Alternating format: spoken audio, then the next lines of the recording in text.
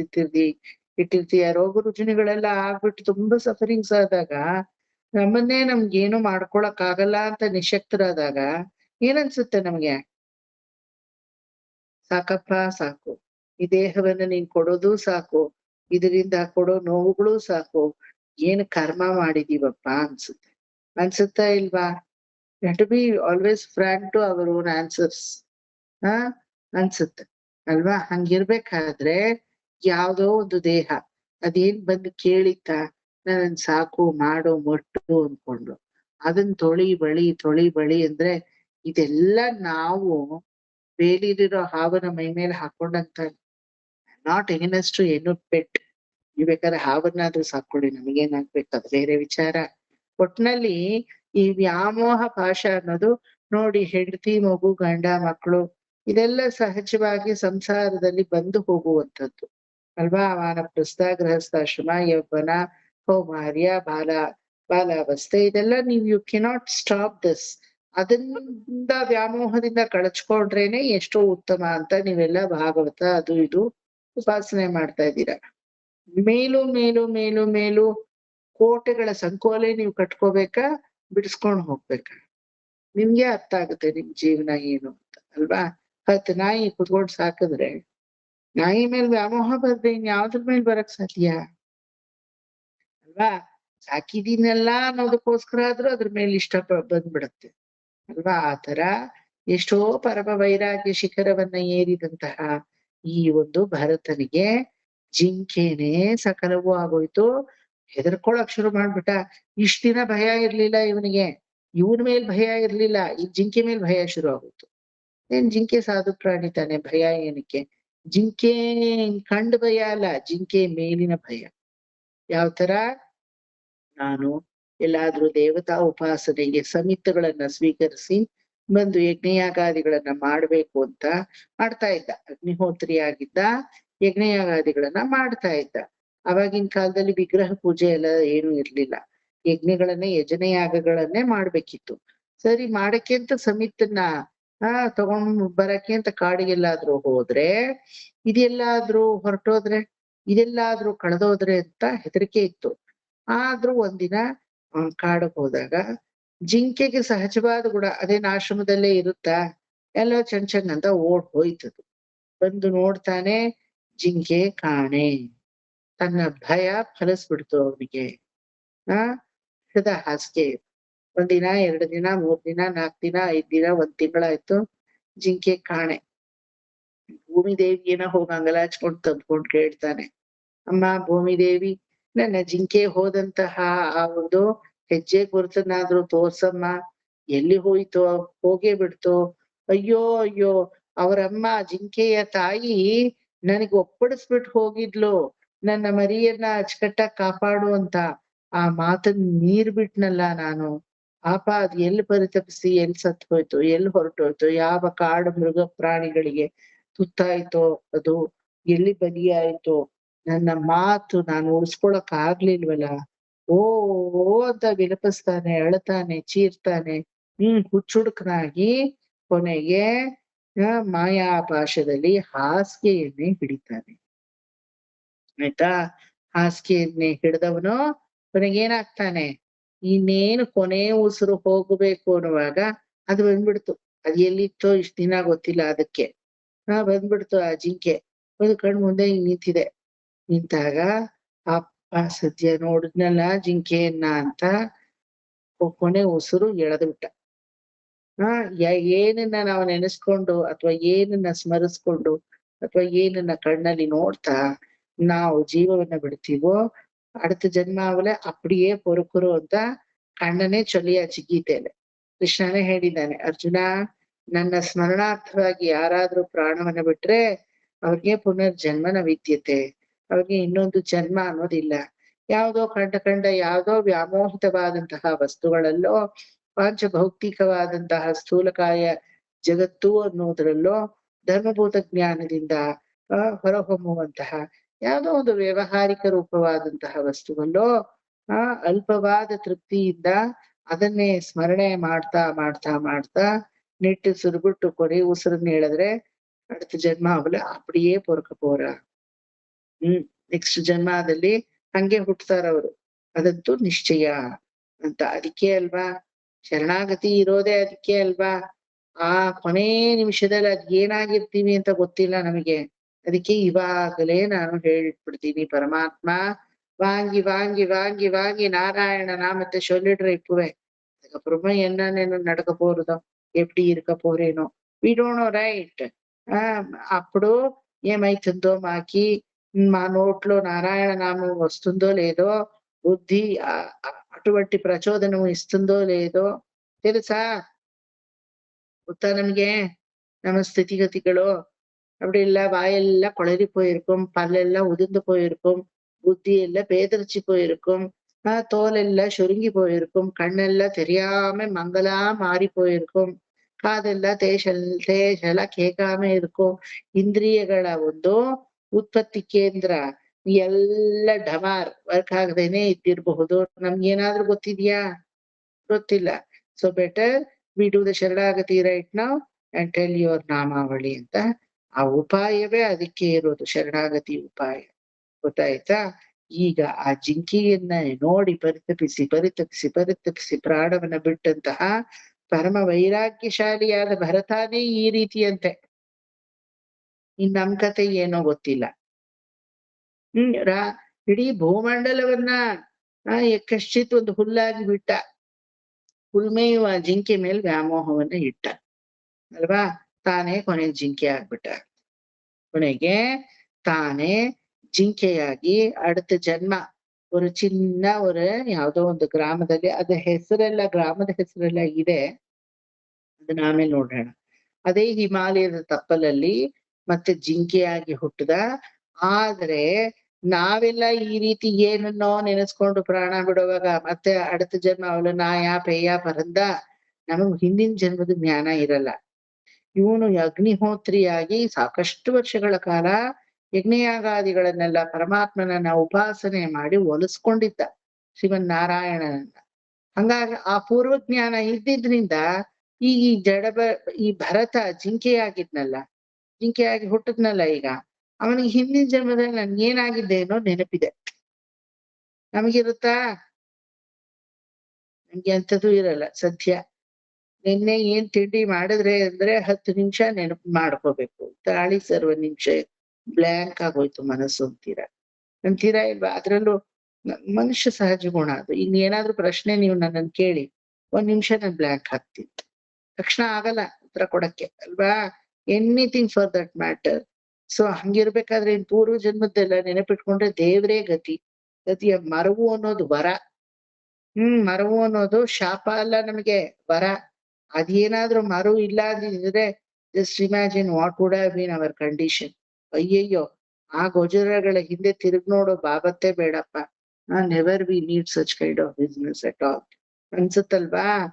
So ಈ ಒಂದು ಆದ್ರೆ ಇವನಿಗೆ ಆ ಪರಮಾತ್ಮನ ಉಪಾಸನೆಯ ಒಂದು ಫಲಿತಾಂಶವಾಗಿ ಅಚ್ಚಚ್ಚೋ ಎಂತ ಉತ್ತಮವಾದ ಮನುಷ್ಯ ಜನ್ಮವನ್ನ ಪಡೆದು ಪರಮಾತ್ಮನನ್ನ ನಿರ್ಹೇತುಕವಾಗಿ ಉಪಾಸನೆ ಮಾಡಿ ಯಾವುದೋ ಒಂದು ನನ್ನ ತರ ಪಂಚಭೌತಿಕವಾದಂತಹ ಸ್ಥೂಲಕಾಯ ಶರೀರವನ್ನ ಹೊಂದಿದಂತಹ ಕಶ್ಚಿತ್ ಒಂದು ಜಿಂಕೆಯ ಮೇಲೆ ವ್ಯಾಮೋಹಿತನಾಗಿ, ಎಲ್ಲರೂ ಬಿಟ್ಟವನು ಜಿಂಕೆಯಲ್ಲಿ ವ್ಯಾಮೋಹಿತನಾಗಿ ಈ ರೀತಿ ಜಿಂಕೆಯ ಯೋನಿಯಲ್ಲಿ ಮತ್ತೆ ಹುಟ್ಟು ಬಂದ್ಬಿಟ್ನಲ್ಲ ಅಂತ ಪರಮ ವ್ಯಥೆ ಆಯ್ತು ಅವನಿಗೆ.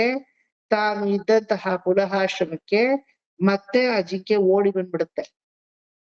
ಗೊತ್ತಾಯ್ತಾ? ಆ ಭರತ ಮತ್ತೆ ಜಿಂಕೆಯಾಗಿ ಹುಟ್ಟಿರ್ತಾನೆ. ಒಂದು ಅದ್ ಯಾವ್ದೋ ಒಂದು ಹೆಸರು ಇದೆ, ಆ ಗ್ರಾಮದ ಹೆಸರು. ಅದು ಶ್ಲೋಕವನ್ನ ಓದುವಾಗ ನಾನ್ ನಿಮ್ಗೆ ಹೇಳ್ತೀನಿ. ಅಲ್ಲಿಂದ ಗುಡುಗುಡು ಗುಡುಗುಡು ಗುಡು ಅಂತ ಮುಕ್ತಿನಾಥ ಆ ಕುಲಹಾಶ್ರಮಕ್ಕೆ ಓಡಿ ಬಂದ್ಬಿಡುತ್ತೆ. ಬಂದ್ಬಿಟ್ಟು ಈಗ ಪ್ರಾಣವನ್ನಂತೂ ಬಿಡಕ್ಕಾಗಲ್ಲ, ಬಿಟ್ರೆ ಪ್ರೇತ ಯೋನಿನೇ ಅಲ್ವಾ? ವೇದಗಳು ಹೇಳಿದೆ, ಪರಮಾತ್ಮ ಯಾವ ಜನ್ಮವನ್ನ ಕೊಡ್ತಾನೋ ಆ ಜನ್ಮದಲ್ಲಿ ಕೊನೆವರೆಗೂ ಸವಿಸ್ಬೇಕೇ ಹೊರತು ನಾನು ಈ ಜನ್ಮ ನಂಗೆ ಬೇಡ ಅಂತ you have no rights to decide.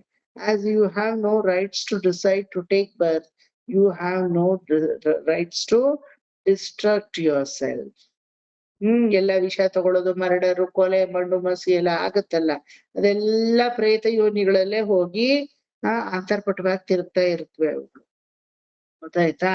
ಓರ್ವ ಮನುಷ್ಯನಿಗೆ ಒಬ್ಬ ಹುಡುಗನಿಗೆ ಆ 80 ವರ್ಷ ಜೀವಿತ ಕಾಲಾವಧಿ ಅಂತ ಇರುತ್ತೆ.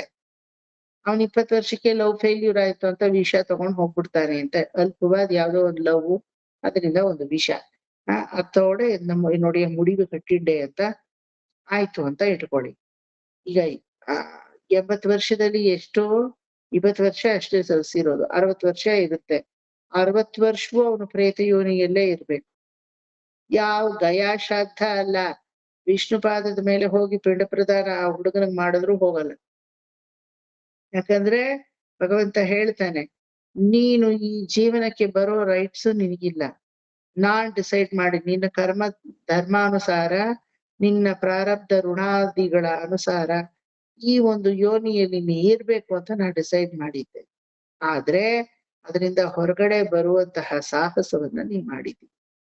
60 ವರ್ಷಗಳ ಕಾಲ ಓರ್ವ ಪ್ರೇತಕ್ಕೆ ತನ್ನ ಜನರು, ತನ್ನವರು ಮತ್ತವರು ಮಗದವರು ಗೊತ್ತಾಗ್ತಾ ಇರುತ್ತೆ, ಫೀಲ್ ಆಗ್ತಾ ಇರುತ್ತೆ, ನಗು ಬರುತ್ತೆ, ಅಳು ಬರುತ್ತೆ, ಹಸುವಾಗುತ್ತೆ, ಬಾಯಾರಿಕೆ ಆಗುತ್ತೆ, ನಿದ್ದೆ ಬರುತ್ತೆ, ಮಾತಾಡ್ಬೇಕು ಅನ್ಸುತ್ತೆ, ಕಾಮೋದ್ರೇಕ ಮನಸ್ಸಲ್ಲಿ ಹುಟ್ಕೊಳ್ಳುತ್ತೆ, ಸಕಲ ಫೀಲಿಂಗ್ಸು ಆಗ್ತಾ ಇರುತ್ತೆ. ಎಲ್ಲ ಆಗಿನೂ ಯಾವುದಕ್ಕೂ ಸ್ಪಂದನವಿಲ್ಲ. ತಿನ್ನಕ್ಕಾಗಲ್ಲ, ನಿದ್ದೆ ಮಾಡಕ್ಕಾಗಲ್ಲ, ಊಟ ಮಾಡಕ್ಕಾಗಲ್ಲ, ಏನು ಕುಡಿಯಕ್ಕಾಗಲ್ಲ, ನಮ್ಮವರು ತಮ್ಮವ್ರ ಜೊತೆ ನೋಡಿದ್ರು ಇಂಟ್ರಾಕ್ಷನ್ ಮಾಡ್ಕೊಳಕ್ಕಾಗಲ್ಲ. ಎಷ್ಟು ಕಷ್ಟ ಇದು, ಎಷ್ಟು ಕಷ್ಟ. ಹೋಗ್ಲಿ, ವರ್ಷಗಳು ಏನ್ ಬೇಗ ಉರುಳುತ್ತಾ ಅಂದ್ರೆ ನಮ್ಮಷ್ಟೇ ಕ್ಯಾಲ್ಕುಲೇಷನ್, ಪ್ರೇತದ ಕ್ಯಾಲ್ಕುಲೇಷನ್. ನಮಗೆ ಎಷ್ಟು ವರ್ಷವೋ ಅದಕ್ಕೂ ಅಷ್ಟೇ ವರ್ಷ. 365 ಡೇಸೇ ಅದಕ್ಕೆ 1 ಇಯರ್ಗೆ ಲೆಕ್ಕ. ಇಷ್ಟೆಲ್ಲ ಮಾಡ್ಬೇಕು, ಆದ್ರೆ ಮಾಡಕ್ಕಾಗಲ್ಲ ಅಂತ ಅನ್ಕೊಂಡ್ರೇನೆ ನಮ್ಗಿರೋವಾಗ್ಲೇ ಪ್ರೇತ ಬಂದ್ಬಿಡತ್ತೆ ಮೈ ಮೇಲೆ. ಇನ್ ಪ್ರೇತಕ್ಕೆ ಏನ್ ಕತೆ? ಅದಕ್ಕೆ ಯಾವ ಶಕ್ತಿನೂ ಇಲ್ಲ. ಟಿವಿಲ್ ತೋರ್ಸೋ ತರ ಏನೇನೇನೇನೋ ಹಂಗ ಅಲ್ಲಾಡೋದು, ಬೇರೆಯವ್ರನ್ನ ಬಂದು ಹಿಡಿಯೋದು, ಪೀಡಿಸೋದು, ಆಮೇಲೆ ಮಾಂಸ ಭಕ್ಷಣವನ್ನ ಮಾಡೋದು, ಅದೆಲ್ಲ ಏನು ಮಾಡಲ್ಲ. ಅದಕ್ಕೇನು ಶಕ್ತಿನೇ ಇಲ್ಲ. ಆವಿ ತರ ಇರುತ್ತದು. ಆದ್ರೆ ನಮಗಾಗೋ ಎಲ್ಲಾ ಫೀಲಿಂಗು ಆಗುತ್ತೆ. ಇಮ್ಯಾಜಿನ್ ಮಾಡ್ಕೊಳ್ಳಿ, ನಾವ್ ಯಾರಾದ್ರೂ ಒಬ್ರು ಪ್ರೇತ ಯೋನಿಲ್ ನಮ್ಮನ್ನ ಹಾಕೊಂಡಿದೀವಿ ಅಂದ್ರೆ ಯಪ್ಪ ಅನ್ಸುತ್ತಾ ಇಲ್ವಾ? ಓ ಸರ್, ಇದಕ್ಕಿಂತ ಅದೇ ಚೆನ್ನಾಗಿದೆ ಅನ್ಸುತ್ತಾ? ಅದಕ್ಕೆ ಯಾವುದೇ ಕಾರಣಕ್ಕೂ ನಮ್ಮ ಜೀವನವನ್ನ ನಾವು ಹೋಗಿಸ್ಕೋಬಾರ್ದು. ಎಲ್ಲ ದುರ್ಮರಣಾದಿಗಳು. ಈಗ ಸೂಸೈಡ್ ಅಟೆಂಪ್ಟ್ ಇಲ್ದೇ ಇರ್ಬೋದು, ನಿಮ್ಮ ಐಷಾರಾಮವಾಗಿ ಜೋರಾಗಿ ನಾನು ನೋಡು ಟ್ರೈ ಮಾಡ್ತೀನಿ ಅಂತ ಹೋಗಿ ಅಚಾತುರ್ಯದಿಂದ ಬೇರೆಯವ್ರ ಜೀವವನ್ನು ಕಳೆದು ನಿಮ್ಮ ಜೀವವನ್ನು ಕಳ್ಕೊತಿರಲ್ಲ, ಅದೆಲ್ಲ ಪ್ರೇತ ಯೋನಿನೇ. ಗೊತ್ತಾ ನಿಮಗೆ? ಎಲ್ಲ ಪ್ರೇತ ಯೋನಿಗೆ. ಕೊಡೋ ಅಂತ ಅಳ್ತಾ ಇರ್ತವೆ ಅವುಗಳು, ದಿನಾ ಅಳತ್ವೆ, ದಿನಾ ಚೀರುತ್ತವೆ. ಅಯ್ಯೋ, ಈ ತರ ಒಂದು ಜನ್ಮ ಸಿಕ್ತಲ್ಲ, ಅಂತರ್ಪಟವಾಗಿ ಈ ಕಡೆ ಮೋಕ್ಷಕ್ಕೂ ಹೋಗ್ಲಿಲ್ಲ, ಹೋಗ್ಲಿ ಇನ್ನೊಂದು ಜನ್ಮ ಸಿಕ್ತಾ ಅಂದ್ರೆ ಅದೂ ಇಲ್ಲ. ಏನೂ ಇಲ್ಲ, ಗಾಳಿಯಲ್ಲಿ ಅಂತರ್ಪಟವಾಗಿ ಇರ್ತವೆ ಅಷ್ಟೆ. ಹಾಗಾದ್ರೆ ಅವಕ್ಕೆಲ್ಲ ಯಾವಾಗ ಮೋಕ್ಷದ ಮಾತಿಲ್ಲ, ಮೋಕ್ಷದ ಮಾತಿಲ್ಲ. ಅವಕ್ಕೆಲ್ಲ ಪ್ರೇತ ಯೋನಿಯಿಂದ ವಿಮೋಚನೆ ಯಾವಾಗ ಆಗತ್ತೆ ಅಂದ್ರೆ ವಿಧಿ ಲಿಖಿತ, ಬ್ರಹ್ಮ ಬಂದಾಕಿರ್ತಾರ ನೋಡಿ ಹಣೆ ಬರಹ, ಯಾವಾಗ ನಿನ್ನ ಅಂತಿಮ ಕಾಲ ಅಂತ, ಅಲ್ಲಿವರೆಗೂ ಅವ್ರು ಜೀವಿಸ್ಲೇಬೇಕು, ಏನು ಮಾಡಕ್ಕಾಗಲ್ಲ. ತನ್ನ ಅಂತಿಮ ಕಾಲವಾದಾಗ ಅವಾಗ ನಮ್ಮವರು ತಮ್ಮವರು ತನಗ್ ಶ್ರಾದ್ದ ಮಾಡಿದ್ರ, ತಿಲಾಂಜಲಿಯನ್ನ ಬಿಟ್ರ, ಅದೆಲ್ಲ ನೋಡಲ್ಲ. ಆ ಯೋನಿಯಿಂದ ಹೊರಗಡೆ ಬಂದ್ಬಿಡುತ್ತೆ ಅವು. ಅದೇ ವಿಮೋಚನೆ. ಹೊರಗಡೆ ಬರುತ್ತೆ, ಮೋಕ್ಷ ಸಿಗುತ್ತೆ ಅಂತ ಹೇಳಕ್ಕಾಗಲ್ಲ. ಯಾಕಂದ್ರೆ ಉಪಾಸನೆ ಮಾಡಕ್ಕೂ ಆಗಲ್ವಲ್ಲ ಪ್ರೇತ ಯೋನಿಯಲ್ಲಿ. நாராயண நாமத்தையாவது அந்த பிரேதம் சொல்றேன் அப்படி சொல்றதுக்கு வாய்ப்பு இருக்கா? ಇಲ್ವಲ್ಲ. ಹಂಗಿಲ್ದೇ ಇರೋದ್ರಿಂದಾನೆ ತಾನೆ ದುಂದುಕಾರಿ ನಾಮದೇವ ಗೋಕರ್ಣೋಪಾಖ್ಯಾನ. ನಾನ್ ನಿಮಗೆ ಕುಂತಿ ಸ್ತುತಿ ಶುರು ಮಾಡಕ್ ಮುಂಚೆನೆ ಇದನ್ನ ಇಂಟ್ರೊಡಕ್ಷನ್ ಕೊಟ್ಟಿದ್ದೆ ಅಲ್ವಾ? ಗೋಕರ್ಣೋಪಾಖ್ಯಾನ. ಆ ಗೋಕರ್ಣ ದುಂದುಕಾರಿ ತನ್ನ ತಮ್ಮನಿಗೆ ತಿಥಿಯನ್ನ ಮಾಡಿದ್ರು ಕೂಡ ಆ ನಾಮ ಬಲದಿಂದ ಅದು ಮೋಕ್ಷವನ್ನ ಹೊಂದಕ್ಕಾಗಲ್ಲ. ಕೊನೆಗೆ ನಿನ್ನ ಪರವಾಗಿ ನಾನು ಭಾಗವತವನ್ನ ಸಪ್ತಾಹ ವಿಧಿ ಪ್ರಕಾರ ಮಾಡ್ತೀನಿ ಅಂತ ಮಾಡಿ, ಯಾವ ಗಯಾಶ್ರಾದ್ದದಿಂದಲೂ ಆ ಪ್ರೇತ ಯೋನಿ ಬಿಡಲ್ಲ ಅಂದಾಗ ಭಾಗವತವೇ ಅದಕ್ಕೆ ನಿಜವಾದ ಯಂತ್ರ ಅಂತ ಹೇಳಿ ಭಾಗವತ ಶ್ರವಣವನ್ನ ಮಾಡಿ ಕೊನೆಗೆ ಆ 7 ಘಟ್ಟಗಳಿರುವಂತಹ ಬಿದರಲ್ಲಿ ಆ ಪ್ರೇತ ಹೋಗಿ ಕೂತು 7 ಘಟ್ಟಗೂ ಹೊಡ್ಕೊಂಡು ಕೊನೆಯ ದಿನ ಅದು ಮೋಕ್ಷವನ್ನ ಹೊಂದುತ್ತೆ. ಅವನು ಮಾಡಿದಂತಹ ಪಾಪಕರ್ಮಗಳಿಗೆ ಆ ರೀತಿ ಪ್ರೇತ ಯೋನಿ ಬಂತು ದುಂದುಕಾರಿಗೆ ಅಲ್ವಾ. ಇದು ನಾವು ಕೇಳ್ಪಟ್ಟಿದೀವಿ. ಸೊ ಈಗ ಈ ಜಿಂಕೆ ಇಷ್ಟನ್ನು ಅರ್ಥಕೊಂಡು ಛೇ ಎಕ್ಕಶ್ಚಿತ್ ಒಂದು ಜಿಂಕೆಯ ಮೇಲೆ ವ್ಯಾಮೋಹಿತನಾದೆ, ಆದ್ರೆ ನಾನು ಜಿಂಕೆಯಾಗಿ ಏನಾದ್ರೂ ಆತ್ಮಹತ್ಯೆಯನ್ನ ಮಾಡಿಕೊಂಡು ಸಾಕಪ್ಪ ಈ ಜನ್ಮ ಅಂತ ಇಟ್ಬಿಟ್ರೆ ನಾನು ಪ್ರೇತವಾಗಿ ಹೋಗ್ತೀನಿ.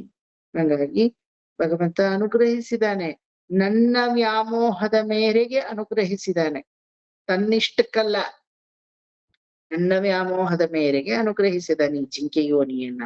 ಈ ಜಿಂಕೆ ಯೋನಿಯಲ್ಲೇ ಈ ಜೀವಿತವನ್ನ ಸವಸ್ಬಿಡೋಣ ಅಂತ ಸವಸ್ಬಿಟ್ಟು ಕೊನೆಗೆ ಅದೇ ಪುನಃಾಶ್ರಮದಲ್ಲಿ ತನ್ನ ಜೀವ ಹೋಗುವ ಸಮಯದಲ್ಲಿ ಹೊರಟೋಯ್ತು. ಅದೇ ಗ್ರಾಮದಲ್ಲಿ ಓರ್ವ ಬ್ರಾಹ್ಮಣನ ಸಾಧು ಮಗನಾಗಿ ಜಡಭರತ ಹುಟ್ಟುದ. ಮತ್ತೆ ಆ ಬ್ರಾಹ್ಮಣನಿಗೆ 2 ಹೆಂಡತಿರು. ಮೊದಲನೇ ಹೆಂಡತಿಗೆ 4 ಜನನೋ 5 ಜನನೋ ಹೇಳ್ತೀನಿ ಕರೆಕ್ಟ್ ಆಗಿ ಗಂಡು ಮಕ್ಕಳು. 2ನೇ ಹೆಂಡತಿಗೆ ದಾಸಿ ಪುತ್ರರಾಗಿ ಇವನು 2ನೇ ಹೆಂಡತಿಯ ಗರ್ಭದಲ್ಲಿ ಜನಿಸಿದ. ಆಯ್ತಾ, ಏನಿಲ್ಲ, ಪೂರ್ವಜ್ಞಾನ ಸಂಪೂರ್ಣವಾಗಿದೆ, ತದುಂಬಿ ಇದೆ. ಮಗುನಲ್ಲೇ ಯಾವ್ದಕ್ಕೂ ರಿಯಾಕ್ಷನ್ ಮಾಡ್ಲಿಲ್ಲ. ಓಹೋ, ಈ ಜಗತ್ತಲ್ಲಿ ಯಾವುದಕ್ಕೆ ರಿಯಾಕ್ಟ್ ಮಾಡಿದ್ರು ಅದು ಬಂದು ನಮ್ಮನ್ನ ಅಂಟು ಬಿಡುತ್ತೆ ಅಲ್ವಾ. ಮದುವೆ ಆಗೋ ಬ್ರಾಹ್ಮಣ ಅಂದ್ರೆ ಯಾವನೋ ಹೇಳದಂತೆ ನೀನೇ ನನ್ನ ಹೆಂಡತಿ ಅಂತ. ಆಯ್ತಾ ಕತೆ?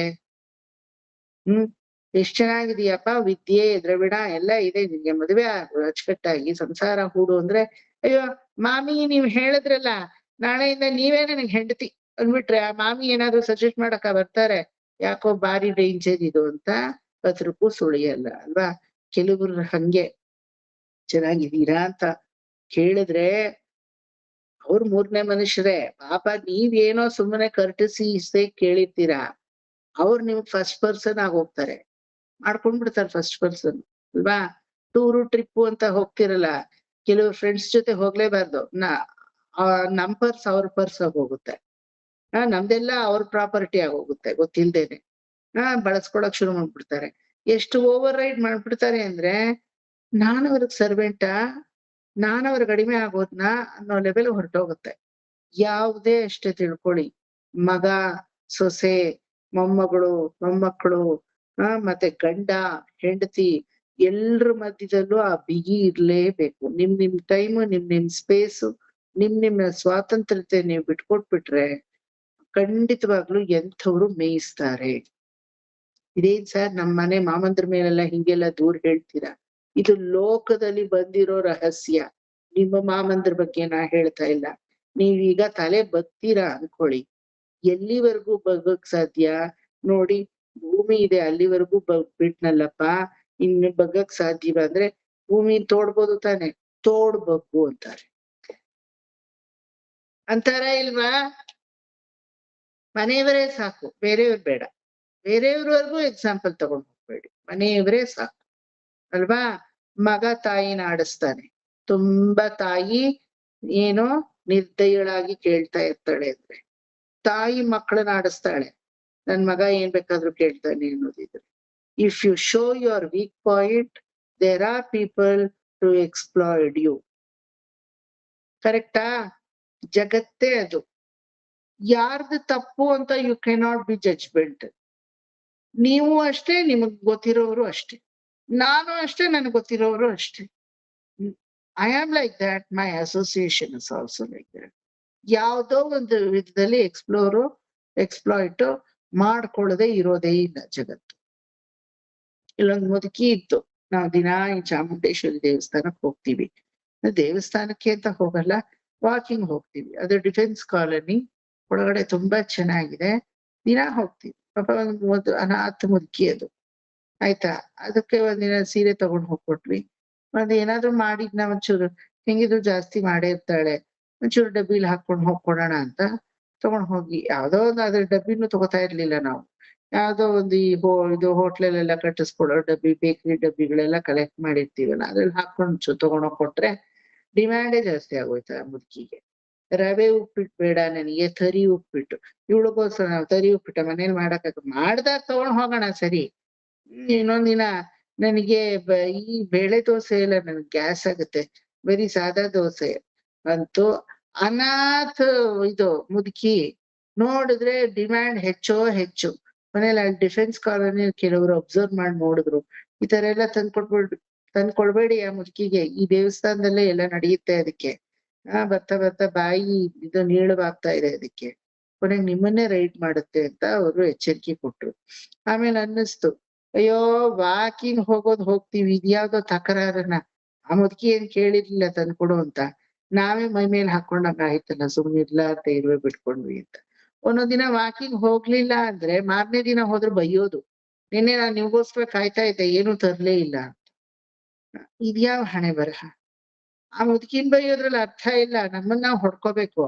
ಅದನ್ನು ಎಳದ್ ಮೈ ಮೇಲೆ ಹಾಕೊಂಡಿದ್ ನಾನು ನಮ್ಮಮ್ಮ ತಾನೆ, ಏನೋ ಬಾರಿ ಪರೋಪಕಾರಿ ಪಾಪಣ್ಣ ಅಂತ. ಇಷ್ಟ ದಿನ ಆ ಮುದುಕಿ ಬದುಕ್ಲಿಲ್ವಾ, ನಮ್ಮಿಂದ ನಾ ಬದುಕ್ತು. ಕೊನೆಗೆ ಅನ್ಕೊಂಡ್ವಿ, ಇದೇ ಬೇಡದೆ ಇರೋದಕ್ಕೆ ತಲೆ ಕೊಟ್ರೆ ಕೊನೆಗೆ ನಾವ್ ಅದಕ್ ಬಲಿಪಶು ಆಗ್ತೀವಿ. ಖಚಿತ ಅದು ಖಂಡಿತ. ಕೊನೆಗೆ ಬಿಟ್ವಿ, ಏನೋ ಮಾಡ್ಕೊ ಹೋಗಂತ.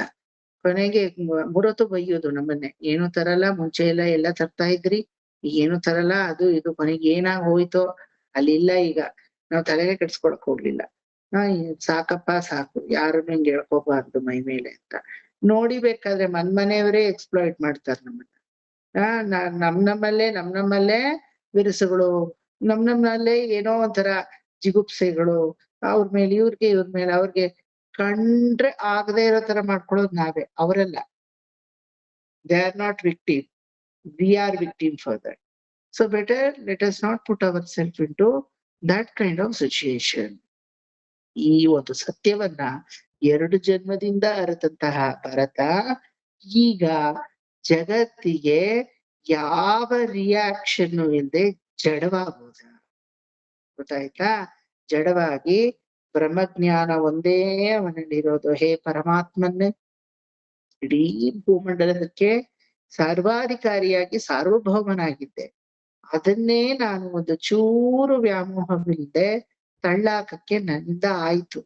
ಆದ್ರೆ ಒಂದು ಜಿಂಕೆಯ ವ್ಯಾಮೋಹದಿಂದ ಜಿಂಕೆ ಯೋನಿಯನ್ನೇ ಪಡೆದೆ.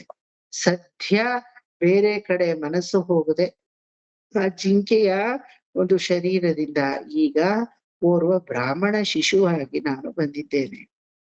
ಪರಮಾತ್ಮನ ನಿನ್ನ ಜ್ಞಾನ ಲವಲೇಶವೂ ನನ್ನಲ್ಲಿ ಕೊರೆಯದೆ ಇರೋ ತರ, ಕಮ್ಮಿ ಆಗದೆ ಇರೋ ತರ, ಬೇರೆ ಕಡೆ ಮೈಂಡ್ ಎಲ್ಲೂ ಡಿಸ್ಟ್ರಾಕ್ಟ್ ಆಗೋ ತರ ಅಥವಾ ವಿಚಲಿತವಾಗದೆ ಏಕಚಿತ್ತವಾಗಿ ನಿನ್ನನ್ನೇ ನೆನೆಯೋ ತರ ಇಡಪ್ಪ ಅಂತ ಶಿಶುವಾದ ಜಡಭರತನೇ ಪ್ರಾರ್ಥನೆ ಮಾಡ್ದ. ಆದ್ರೆ ಈ ಜಗತ್ ಹೆಂಗೆ ಅಂದ್ರೆ ಎಲ್ಲದಕ್ಕೂ ಒಂದು ರಿಯಾಕ್ಷನ್ ಇರುತ್ತಲ್ವಾ, for every action or for every non action. Newton ಹೇಳಿರೋದು ಇರ್ಲಿ ಆ ಕಡೆ, for every action there is opposite and equal reaction. ಅವನು ಹೇಳಿರೋದು ಅದು. ನಮ್ಮ ಋಷಿ ಮುನಿಗಳು for every non action also there is a reaction from the world. ಜಗತ್ತಲ್ಲಿ ನೀವು ಹುಟ್ಟಿದ್ಮೇಲೆ for every non action also there is a reaction ಅಲ್ವಾ? ಯಾವ್ದಕ್ಕೂ ಸ್ಪಂದನ ಇಲ್ಲ, ಯಾವ್ದನ್ನು ಮೈ ಮೇಲೆ ಹಾಕೊಳ್ಳಲ್ಲ. ತನ್ನಷ್ಟಕ್ಕೆ ತಾನು ಪರಮಾನಂದ ಬ್ರಹ್ಮಜ್ಯೋತಿ ಸ್ವರೂಪನಾಗಿದ್ರು ಜಗತ್ತು ಬಿಡುತ್ತಾ? ಇದ್ಯಾವ್ದೋ ಪ್ಯಾದೆ ಮುಂಡೆದು ಅಂತ ಕನ್ಸಿಡರ್ ಮಾಡುತ್ತಷ್ಟೇನೆ. ಆ ಜಗತ್ತು ಗೊತ್ತಿಲ್ವಲ್ಲ ಅವ್ರೊಳಗಡೆ ಏನ್ ಆನಂದ ಇದೆ ಅಂತ ಅಲ್ವಾ? ತನ್ನ 4 ಜನ ಅಣ್ಣಂದ್ರು, 5 ಜನ ಅಣ್ಣಂದ್ರು ಅನ್ಸುತ್ತೆ, ಅವನನ್ನ ಹೀನಾಮಾನವಾಗಿ ನಡ್ಸ್ಕೊಳಕ್ಕೆ ಶುರು ಮಾಡಿದ್ರು. ಸರಿಯಾಗಿರೋ ಊಟ ಕೊಡ್ತಾ ಇರ್ಲಿಲ್ಲ. ತಂದೆ ತಾಯಿ ಹೋಗ್ಬಿಟ್ಟು ಅನಾಥೆ ಆಗೋಗಿದ್ದ. ಜೊತೆಗೆ ಸವತಿ ಮಾತ್ಸರ್ಯ ಬೇರೆ ಅಲ್ವಾ? 2ನೇ ಹೆಂಡತಿಯ ಮಗ ಅಂತ ಹೇಳಿದೀನಿ ನಾನು. ಸೊ ಸವತಿ ಮಾತ್ಸರ್ಯ ಬೇರೆ. ಈ ಚಿಕ್ಕಮ್ಮನ ಮಗನಿಗೆ ಎಲ್ಲ ನಾವ್ ಮಾಡ್ಬೇಕಂತ ಹಳಸಿದ್ದು ಬಳಸಿದ್ದು ಉಳಿದಿದ್ದು ಏನೋ ಕೆಟ್ಟದಾಗಿ ತಿರಸ್ಕೃತವಾದಂತಹ ಊಟ ಯಾವುದನ್ನು ಸರಿಯಾಗಿ ವಿಚಾರಿಸ್ಕೊತಾ ಇರ್ಲಿಲ್ಲ ಪಾಪ ಹುಡುಗನ್ಗೆ. ಆ ರೀತಿ ಅವನು ಬೆಳೆದು ಬಂದ. ಆದ್ರೆ ಅವನಿಗೆ ಏನು ಬೇಕಿರ್ಲಿಲ್ಲ. ಅವನ್ ತನ್ನಷ್ಟಕ್ಕೆ ತಾನು ತುಂಬಾ ಬ್ರಹ್ಮಜ್ಞಾನದಲ್ಲೇ ನಿರತರಾಗಿ ಇದ್ರು. ಆದ್ರೆ ಇದು ಎಲ್ಲೋ ಒಂದು ರೀತಿ ಜಗತ್ತಲ್ಲಿ ಅವನನ್ನ ಟೇಕ್ ಇಟ್ ಫಾರ್ ಗ್ರಾಂಟೆಡ್ ಅನ್ನೋ ತರ ಆಗೋಯ್ತು. ಈಗ ಈ ಕಥೆನ ಅಲ್ಲಿಗೆ ನಿಲ್ಲಿಸ್ಕೊಡೋಣ. ಯಾಕಂದ್ರೆ ತತ್ವ ನೋಡ್ಬೇಕು, ಬರೀ ಕತೆ ಹೇಳ್ಕೊಂಡ್ ಕೂತ್ರೆ ಅಲ್ವಾ? ಮುಂದಕ್ಕೆ ಇನ್ನೂ ಕತೆ ಇದೆ, ಇನ್ನು ಇಷ್ಟು ಬೇಗ ಮುಗುದಿಲ್ಲ ಜಡಭರತನ್ ಕತೆ. ಇನ್ನು ಕಾಳಿ ಕಟಾಹಕ್ ಹೋಗ್ಬೇಕು, ಕಾಡು ಜನರು ಇವನನ್ನ ಬಲಿ ಕೊಡಕ್ ನೋಡ್ಬೇಕು, ಇನ್ನು ಬೇಕಾದಷ್ಟಿದೆ ಆ ತರ ಕಥೆಗಳು. ಆಯ್ತಾ? ಈಗ come back to the story itself. Jadabharata ಮುಂಚೆ ಭರತರ ರಾಜನಾಗಿ ಪರಮ ವೈರಾಗ್ಯವನ್ನ ಹೊಂದಿ ಪುಲಹಾಶ್ರಮದಲ್ಲಿ ಓರ್ವ ಜಿಂಕೆಗೆ ವ್ಯಾಮೋಹಿತನಾದ. ಈಗ ಫಿಲಾಸಫಿ ಪಾರ್ಟ್ ಬರೋಣ. ಜಡಭರತ ಅಂದ್ರೆ ಯಾರೋ ಅನ್ಕೋಬೇಡಿ, ಎಲ್ಲ ನಾವೇ. ಧ್ರುವ ನೀವೇ ಆಗಿದ್ರಿ, ನೀವೇ ಕಪಿಲರಾಗಿದ್ರಿ, ನೀವೇ ದೇವಹೂತಿ ಆದ್ರಿ, ನೀವೇ ಅಜಾಮಿಳನು ಆದ್ರಿ. ಈಗ this Jadabharata what we are discussing, ನಡುನಾಯಕನಾಗಿ ಒಬ್ಬ ಹೀರೋ ಇಡೀ ಸ್ಟೋರಿಗೆ, ಅದ್ ನೀವೇ, ಇನ್ಯಾರೂ ಅಲ್ಲ. ಆಯ್ತಾ? What do you mean by this ಪುಲಹಾಶ್ರಮದ ಜಿಂಕೆ? What do you mean by ವ್ಯಾಘ್ರ ಬಂದು ಸಿಂಹ ಕಬಳಿಸೋ ತರ ಭಾಸವಾಯಿತು? What do you mean by ಗರ್ಭಸ್ಖಲನ? ಎಲ್ಲ ನನಗೆ ಫಿಲಾಸಫಿ ನೀವೀಗ ಹೇಳ್ಬೇಕು. ಇಷ್ಟೊತ್ತು ನಾನ್ ಸ್ಟೋರಿ ಹೇಳಾಯ್ತು. Come on, tell me the philosophy.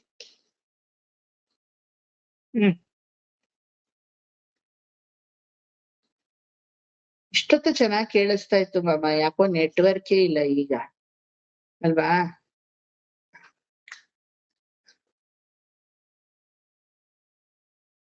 ಹೇಳಿ ಫಿಲಾಸಫಿ ಹೇಳಿ. ತುಂಬಾ ಸಿಂಪಲ್ ಫಿಲಾಸಫಿ, ಹೆಂಗಾದ್ರೂ ಅನಲೈಸ್ ಮಾಡಿ ಹೇಳಿ. ನಾವ್ ಯಾವ್ದೇ ಒಂದ್ ವಸ್ತು ಮೇಲೆ ತುಂಬಾ ವ್ಯಾಮೋಹ ಇಟ್ಕೊಂಡು ಮಾಡ್ಕೋಬಾರ್ದು ಅನ್ನೋದು ಒಂದ್ ಗೊತ್ತಾಗುತ್ತೆ. ಅದು ಫಿಲಾಸಫಿ ಅಲ್ವೇ ಇಲ್ಲ, ಅದ್ ನಾನೇ ಹೇಳಾಯ್ತು. ಹ್ಮ್. ಒಳಗಡೆ ಇರೋ ಫಿಲಾಸಫಿ ನೀವು ತೆಗೆದು ಹೇಳ್ಬೇಕು ನನಗೆ. ಇದು ನಾನೇ ಶಲ್ಯಾಚಿ, എനിക്ക് ತಿರುಗಿಸೋಣ.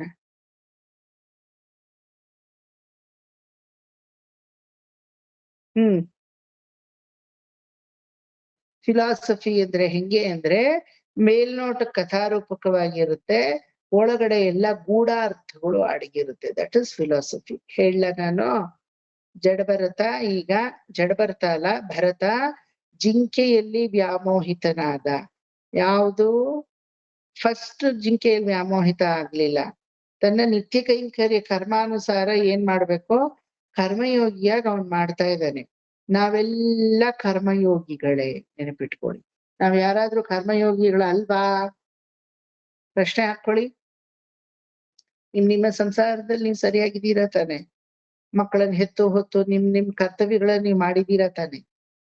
ಒಳ್ಳೆ ಎಜುಕೇಶನು, ಒಳ್ಳೆ ಸಿಟಿಸನ್ ಆಗಿ ನಿಮ್ ಮಕ್ಳು ಬರ್ಬೇಕು ಅಂತ ಅದಕ್ಕೋಸ್ಕರ ದುಡ್ದಿದ್ದೀರಾ ತಾನೆ? ಜ್ಞಾನವನ್ನ ಕೊಟ್ಟಿದ್ದೀರಾ, ವಿದ್ಯೆಯನ್ನು ಕೊಟ್ಟಿದ್ದೀರಾ, ಬುದ್ಧಿಯನ್ನು ಕೊಟ್ಟಿದ್ದೀರಾ, ದುಡ್ಡನ್ನ ಇಟ್ಟಿದ್ದೀರಾ. ಮಕ್ಳಿಗೆ ಕಾಲ ಕಾಲಕ್ಕೆ ಏನೇನ್ ಮಾಡ್ಬೇಕು ಎಲ್ಲವನ್ನೂ ಮಾಡಿದೀರಾ ಅಲ್ವಾ? ಅದಕ್ ಮೇಲೆ ಅವ್ರ ಹಣೆ ಬರಹ, ಅವ್ರು ಬದುಕೋದು ಮಾಡೋದು ಎಲ್ಲ ನಾವೇನು ಮಾಡಕ್ಕಾಗಲ್ಲ. ಅದಕ್ಕೆ ಒದ್ದಾಡ್ಬೇಕು ಅಂತ ಅವ್ರ ಹಣೆಯಲ್ಲಿ ಬಂದಿದ್ರೆ ಒದ್ದಾಡ್ತಾರೆ. ಇಲ್ಲ ಸುಖವಾಗಿ, ನಿಮ್ಗಿಂತ ಸುಖವಾಗಿರ್ಬೇಕು ಅಂತ ಅವ್ರ ಹಣೆಯಲ್ಲಿ ಬಂದಿದ್ರೆ ನಿಮ್ಗಿಂತ ಚೆನ್ನಾಗೇ ಇರ್ತಾರು ಅಲ್ವಾ? ಯಾರನ್ನ ಕಂಡು ಯಾರೂ ಇಲ್ಲ. ಆದ್ರೆ ಇದಕ್ಕೂ ಮೇಲೆ ಈ ಒಂದು ಜಿಂಕೆ, ಅದರಲ್ಲೂ ಸ್ತ್ರೀ ಜಿಂಕೆ, ಅದರಲ್ಲೂ ಗರ್ಭವನ್ನ ಧರಿಸಿದ ಜಿಂಕೆ, ಅದರಲ್ಲೂ ಗರ್ಭವನ್ನ ಧರಿಸಿದ ಜಿಂಕೆ, ನೀರನ್ನ ಕುಡಿಯಕ್ಕೆ ಬಂದಂತಹ ಜಿಂಕೆ, ಅದರಲ್ಲೂ ನೀರನ್ನ ಕುಡಿಬೇಕಾದ್ರೆ ಆ ಸಮಯಕ್ಕೆ ವ್ಯಾಘ್ರ ಇಲ್ಲ, ಆದ್ರೆ ಯಾವ್ದೋ ಒಂದು ಸಿಂಹದ ಗರ್ಜನೆಗೆ ಮಿಡುಕಿದಂತಹ ಜಿಂಕೆ. ಕೇಳ್ಪಡ್ತಷ್ಟೇ ಅದ್ರ ಸೌಂಡು, ನೋಡ್ಲಿಲ್ಲ ಅಲ್ಲಿ. ಎಷ್ಟು ಈ ಜಿಂಕೆಗೆ ಇಷ್ಟು ವಿಶೇಷಣ ನೋಡಿ. ಅಂದ್ರೆ ಈ ಜಿಂಕೆಯಲ್ಲಿ ಏನೋ ಒಂದು ಮಹತ್ವ ಇದೆ ಅಂತ ತಾನೇ ಅರ್ಥ. ಆ ಜಿಂಕೆ ಅನ್ನೋದೇ ದುರ್ಲಭವಾದ ನಮ್ಮ ಮನಸ್ಸು. See this is how the philosophy goes. Story ಬೇರೆ, ಅದ್ರೊಳಗಡೆ ಇರೋ ತತ್ವಗಳನ್ನೇ ಫಿಲಾಸಫಿ ಅಂತ ಹೇಳೋದು. ಏನ್ ಈ ಜಿಂಕೆ? ದುರ್ಲಭವಾದಂತಹ ನಮ್ಮ ಮನಸ್ಸು ಈ ಸಮಯದಲ್ಲಿ ಭಾಗವತವನ್ನ ಕೇಳ್ತಾ ಇದೆ ಅಂತ ಇದೆ. ನೆಕ್ಸ್ಟ್ ಸಮಯ ಎಲ್ಲಿ ಓಡುತ್ತೋ ಗೊತ್ತಿಲ್ಲ. ಹೋದ್ವಾರ ಹೋಗಿದ್ವಲ್ಲ, ಈ ಸಮಯದಲ್ಲಿ ವೈಷ್ಣವ ದೇವಿಯಲ್ಲಿ ಅದ್ಯಾವ್ದೋ ಒಂದ್ ಶಿಖರದ ಮೇಲೆ ಆ ಚಳಿನಲ್ಲಿ ಕೂತಿದ್ನಲ್ಲ, ನಡೀತಾ ಇದ್ನಲ್ಲ, ಓಡ್ತಾ ಇದ್ನಲ್ಲ, ಹೆಲಿಕಾಪ್ಟರ್ ಹತ್ತುತ್ತಾ ಇದ್ನಲ್ಲ ಅಂತ. ಇಲ್ಲಿರೋ ಮನಸ್ಸು ಅಲ್ಲಿ ಹೆಲಿಕಾಪ್ಟರ್ ಹತ್ತಿದ್ರೆ ನಂಗೆ ಗೊತ್ತಾಗತ್ತಾ ರೇಖಾ ಅವ್ರೆ? ಆದ್ರೆ ಮನಸ್ಸು ಹತ್ಬೋದು ತಾನೆ. ರೇಖಾನು ಒಂದು ಫಿಸಿಕಲ್ ಲಿಮಿಟೇಷನ್ಗೆ ಆ ಶಕ್ತಿ ಇರಲ್ಲ. ಹೋಗಾಯ್ತು, ಬಂದಾಯ್ತು, ಅಲ್ಲಿ ಬಿಟ್ಟಾಯ್ತು, ಎಲ್ಲ ಆಯ್ತು. ಆದ್ರೆ ಮನಸ್ಸಿಗೆ ಇನ್ನೂ ಆ ಲಿಮಿಟೇಷನ್ ಇಲ್ವಲ್ಲ. You can immediately travel there when you're sitting in Bhagavad. ಅಲ್ವಾ? ಸೊ ಜಿಂಕೆಯ ಮನಸ್ಸು. ಅದ್ ಯಾಕೆ ಸರ್ ಸ್ತ್ರೀ ಜಿಂಕೆಯ ಮನಸ್ಸು? ಯಾಕೆ ಪುರುಷ ಜಿಂಕೆ ಆಗ್ಬಾರ್ದ? ಇಲ್ಲಿ ಸ್ತ್ರೀ ಪುರುಷ ಅನ್ನೋ ಭೇದ ಇಲ್ಲ. ಅಪಾರ್ಟ್ ಫ್ರಮ್ ಪರಮ ಪುರುಷ ಸಕಲ ಜೀವಾತ್ಮಗಳು ಸ್ತ್ರೀ ಭಾವಿಗಳು ಅಂತ ನೀವು ನೋಡಿದೀರ, ಭಾಗವತದಲ್ಲಿದೆ. ಅದಕ್ಕೆ ಸ್ತ್ರೀ ಜಿಂಕೆಯ ಮನಸ್ಸು ಅಂತ ಹೇಳ್ಪಟ್ಟಿದೆ. ಆಯ್ತಾ? ಸೊ ಸ್ತ್ರೀ ಜಿಂಕೆಯ ಮನಸ್ಸು ನಮ್ಮ ಮನಸ್ಸಿಗೆ ಸಮವಾಗಿದೆ. ಅದು ಬಂದು ಗರ್ಭವನ್ನ ಧರಿಸಿದೆ. ಏನದು ಗರ್ಭ? ಋಣ. ನಮ್ಗೆಲ್ಲ ಋಣ ಇದೆಯಾ ಇಲ್ವಾ? ಋಣ ಆಗಿರೋದಕ್ಕೆ ನಾ ವಿವೇಕ್ ಆಗಿರೋದು. ಇಲ್ಲಿ ನಾ ಭಗವಂತ ಆಗ್ಬಿಡ್ತಾ ಇದ್ದೆ. ಋಣ ಆಗಿರೋದಕ್ಕೆ ನೀವು ಪ್ರಭಾ ಆಗಿರೋದು. ಇಲ್ಲಿದ್ರೆ ನೀವು ದೇವಿ ಆಗ್ಬಿಡ್ತಾ ಇದ್ವಿ ಅಲ್ವಾ? ಋಣ ಅನ್ನೋದು ನಮ್ಮ ಹಿಂದಗಡೆ ಪ್ರಾರಬ್ಧಾದಿಗಳ ಹಾಗೆ ಗರ್ಭ ಧರಿಸಿದಾಗ ಎಷ್ಟು ಭಾರ ಇರುತ್ತಂತಪ್ಪ ನಮಗ್ ಗೊತ್ತಿಲ್ಲ, ನಾನ್ ಧರಿಸಿಲ್ಲ. ಆದ್ರೆ ಇರುತ್ತೆ, ಯಾಕಂದ್ರೆ ನೀವೆಲ್ಲ ಎಕ್ಸ್ಪೀರಿಯನ್ಸ್ ಆಗಿದೆ ನಿಮ್ಗೆ ಅಲ್ವಾ?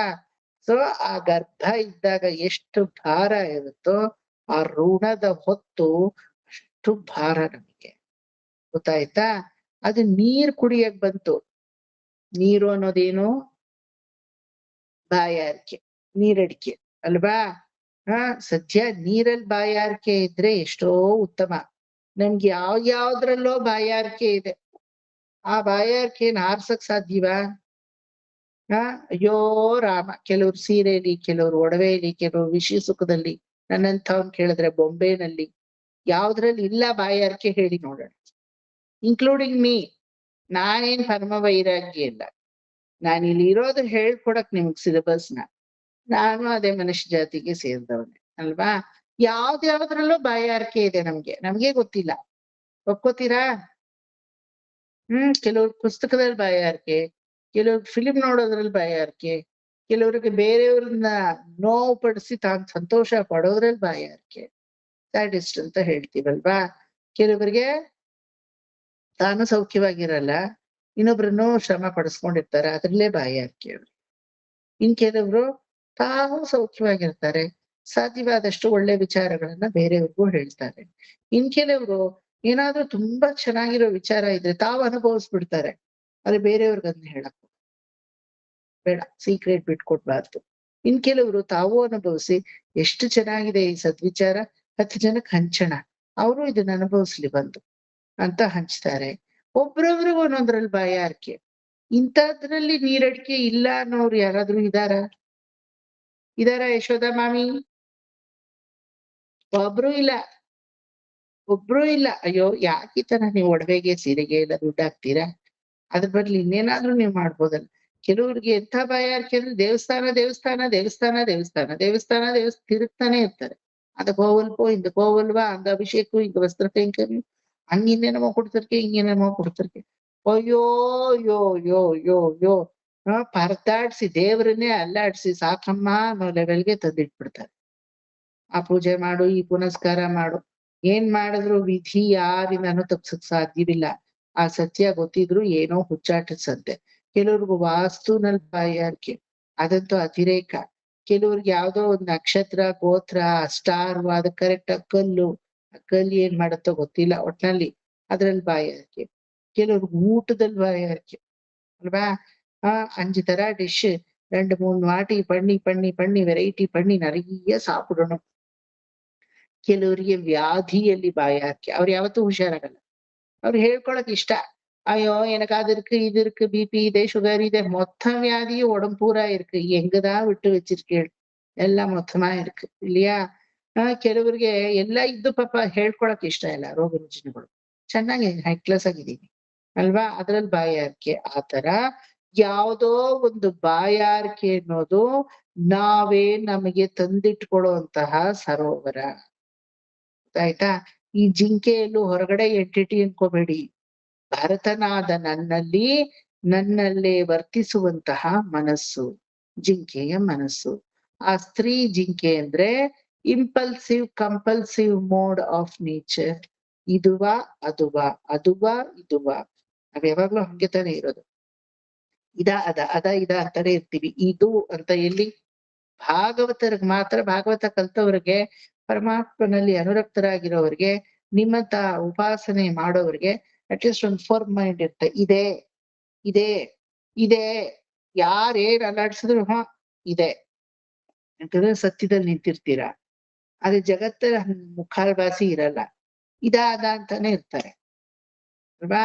ಕಸ್ತೂರಿ ಮಾಮಿ ಹಿಂಗಂತೆ ನೋಡಿ ಅಂತ, ನಾನೇನೋ ಒಂಚೂರು ಬಿಜಿಲಿ ಪಟಾಕಿ ಹೊಡೆದ್ರೆ ಸಾಕು, ಕಸ್ತೂರಿ ಮಾಮಿ ಹಂಗಂತೆ ಅಂತ ಕೊನೆ ಕಸ್ತೂರಿ ಮಾಮಿ ಕಿವಿಗೆ ಬೀಳುತ್ತೆ. నాకే తెలీదే నా మీద ఇంత అవగుణాలు ఉంది అని, ఈనాడే తెలిసింది. 60 వయసు నా జీవితం గడిపాను. 60 ఇయర్స్ నుండి నాకే తెలీదు నాలో ఇంత లోపదోషం ఉంది అని ఎవరో చెప్తా ఉన్నారే అని మీకే ఆశ్చర్యమైపోతుంది కదా. అటువంటి ఇదా ಅದ ಅಂತ ಇಂಪಲ್ಸಿವ್ ಕಂಪಲ್ಸಿವ್ ಮೋಡ್ ಅನ್ನೋದೇ ಮನಸ್ಸಿಗೆ ಇರುವಂತಹ ಗುಣ.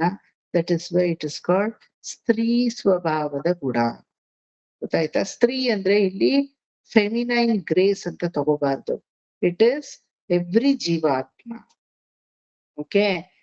ನಮ್ಮ ಮನಸ್ಸು ಜಿಂಕೆ ತರ, ಸ್ತ್ರೀ ಜಿಂಕೆ ತರ, ಗರ್ಭವನ್ನ ಧರಿಸಿದ ಜಿಂಕೆ ಅಂದ್ರೆ ಹೊತ್ಕೊಂಡ್ ಬಂದಿದೀವಲ್ಲ ಋಣಗಳನ್ನ.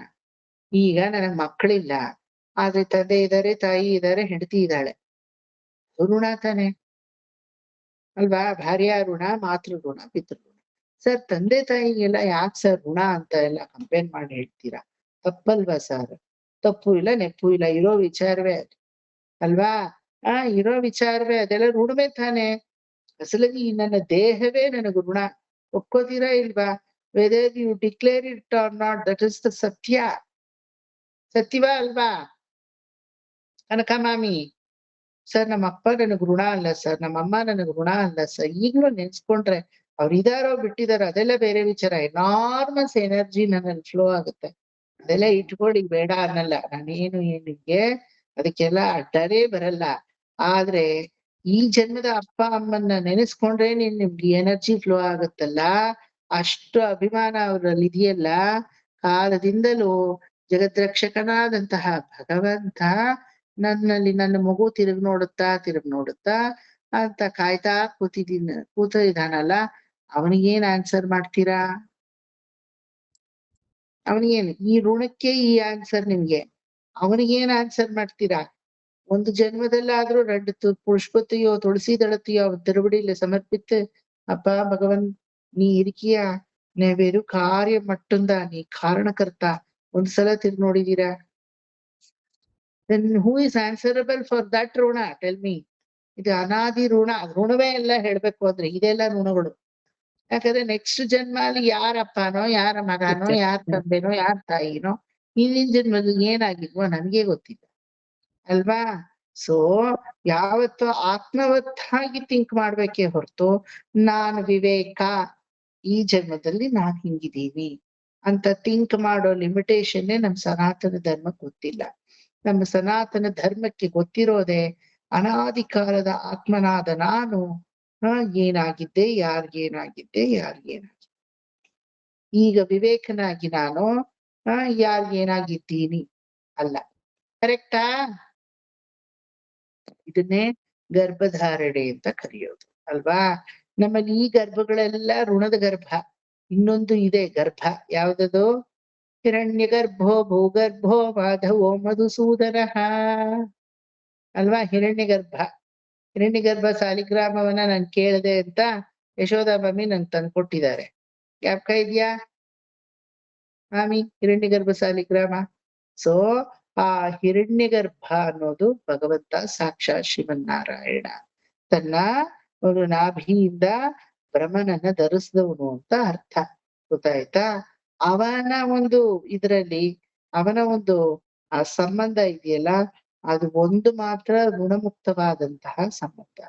ಇನ್ನೆಲ್ಲ ಋಣಾತ್ಮಕವಾಗಿ ಧನಾತ್ಮಕವಾಗಿ ಬರುವಂತಹ ಸಂಬಂಧ. ಧನ ಅಂದ್ರೆ ದುಡ್ಡು ಅಂತ ಇಲ್ಲಿ ತಿಳ್ಕೊಬಾರ್ದು, ನಾವು ಮಾಡಿದ ಕರ್ಮದ ಫಲಿತಾಂಶ ಅಂತ ತಿಳ್ಕೊಬೇಕು. ಗೊತ್ತಾಯ್ತಾ?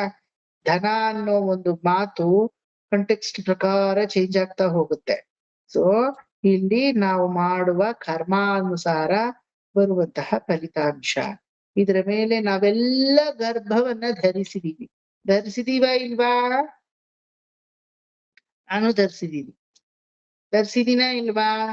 ಸೊ ಈ ಹೊರವಲಯದ ಜಿಂಕೆ ಅನ್ನೋದೆಲ್ಲ ಇದೆಲ್ಲ ಬರೀ conceptually it is a story, but philosophy is within our self.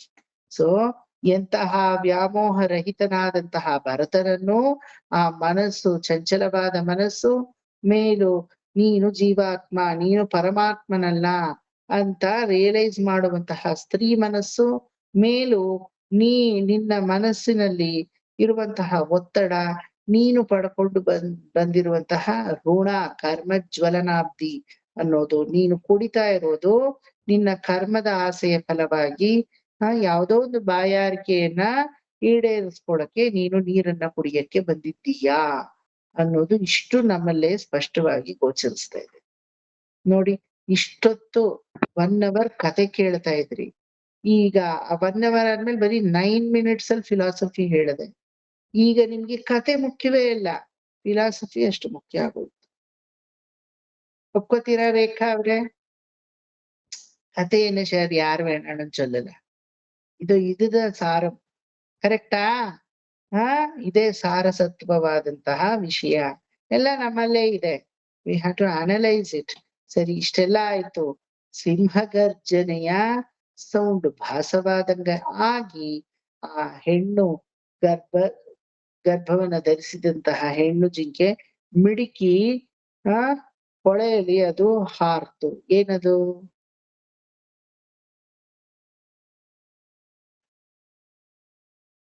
ಏನದ? ಆತ್ಮ. ಆತ್ಮ ಅಂದ್ಬಿಟ್ರೆ ಅರ್ಥ ಆಗೋಯ್ತಾ ಎಲ್ರಿಗೂ? ಅಲ್ಲ, ಪ್ರಾಣ ಪಕ್ಷಿ ಹೋಗಿರುತ್ತೆ ಅಷ್ಟೇ ಅದರದ್ದು. ನೀರಿಗೆ ಆದ್ಮೇಲೆ ಇನ್ನೇನ್ ಪ್ರಾಣ ಬರುತ್ತಾ? ಹೋಗೋದೆ.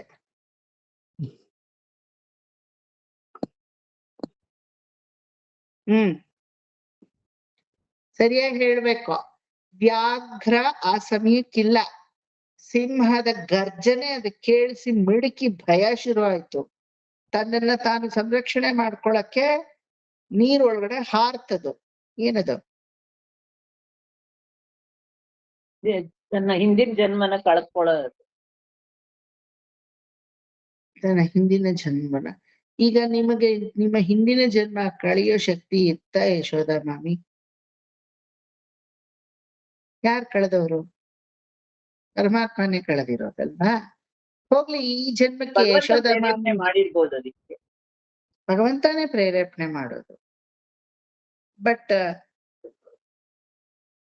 ಇಲ್ಲಿ ಕತೆ ನೋಡಿ, ಸಿಂಹ ಬಂದು ಬೇಟೆ ಆಗೋ ತರ ಗರ್ಜನೆಯ ಭಾಸವಾಯಿತು ಅಂತ ಕೊಟ್ಟಿದ್ದಾರೆ. ಅಂದ್ರೆ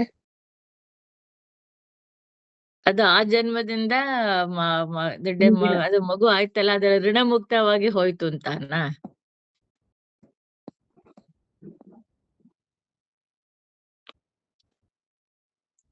ಹೇಳ, ಜಗತ್ತಲ್ಲಿ ಎಷ್ಟೋ ರೀತಿಯಾದಂತಹ ಒಂದು ಭಯ ನಮ್ಮಲ್ಲಿ ಆವರಿಸಿರುತ್ತೆ.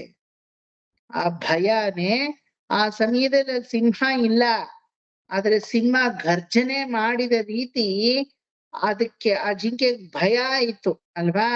ನಮ್ಮಲ್ಲಿ ಆ ರೀತಿ ಎಷ್ಟೋ ಭಯಗಳಿದೆ. ಇದೆಯಾ ಇಲ್ವಾ? ಜೀವನದಲ್ಲಿ ಬರೀ ಭಯವೇ. ನೀವು ನಾಳೆ ಏನಾಗುತ್ತೋ, ನಾಳೆ ಏನಾದ್ರೂ ಹಾಕೊಳ್ಳಿ, ಫೇಸ್ ಮಾಡ್ಬೇಕು. ನಾಳೆ ಏನಾಗುತ್ತೋ.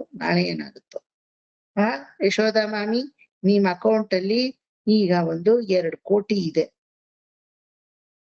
ಇಲ್ಲ ಸರ್ ಅನ್ಬೇಡಿ, ಇದೆ. ಅದಕ್ಕೂ ಮೇಲೆ ಇರ್ಬೋದು, ನನ್ಗೆ ಗೊತ್ತಿಲ್ಲ. ಸುಮ್ನೆ ನನ್ ಲಿಮಿಟೇಷನ್ಗೆ 2 ಕೋಟಿ ಇಟ್ಕೊಂಡಿದೀನಿ ಅಷ್ಟೇನೆ, ಆಯ್ತಾ? ಇದೆ. ಯಾವತ್ತಾದ್ರೂ ಆ 2 ಕೋಟಿನ ಕಟ್ಟಾಗಿ ಇಟ್ಕೆ ತರ ಹಿಂಗ ಒಂದು ಹಾಸಿಗೆ ಮೇಲೆ ಇಟ್ಟು ನೋಡಕ್ಕೆ ಸಾಧ್ಯವಾಗಿದ್ಯಾ ನಿಮ್ಗೆ? ಆಗಿದ್ಯಾ? ಯಾವುದೋ ಒಂದು ಪ್ರೊಟೆಕ್ಷನ್ನು ನನಗ್ ಕಾಪಾಡುತ್ತೆ ಬಿಡು ಆ 2 ಕೋಟಿ ಅನ್ನೋ ಒಂದು ನಂಬಿಕೆ ಅಲ್ವಾ?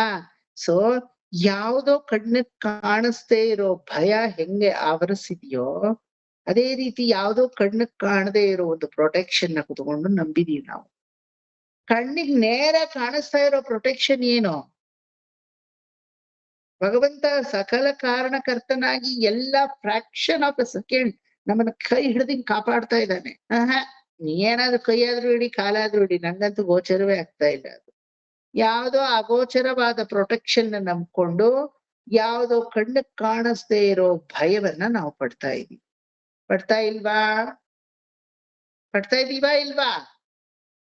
ಅದೇ ಕಣ್ಣಕ್ ಕಾಣದೇ ಇರೋ ಸಿಂಹಗರ್ಜನೆ ಅನ್ನೋದದು. ನಮ್ಮಮ್ಮ ಯಾವಾಗ್ಲೂ ಹೇಳೋರು.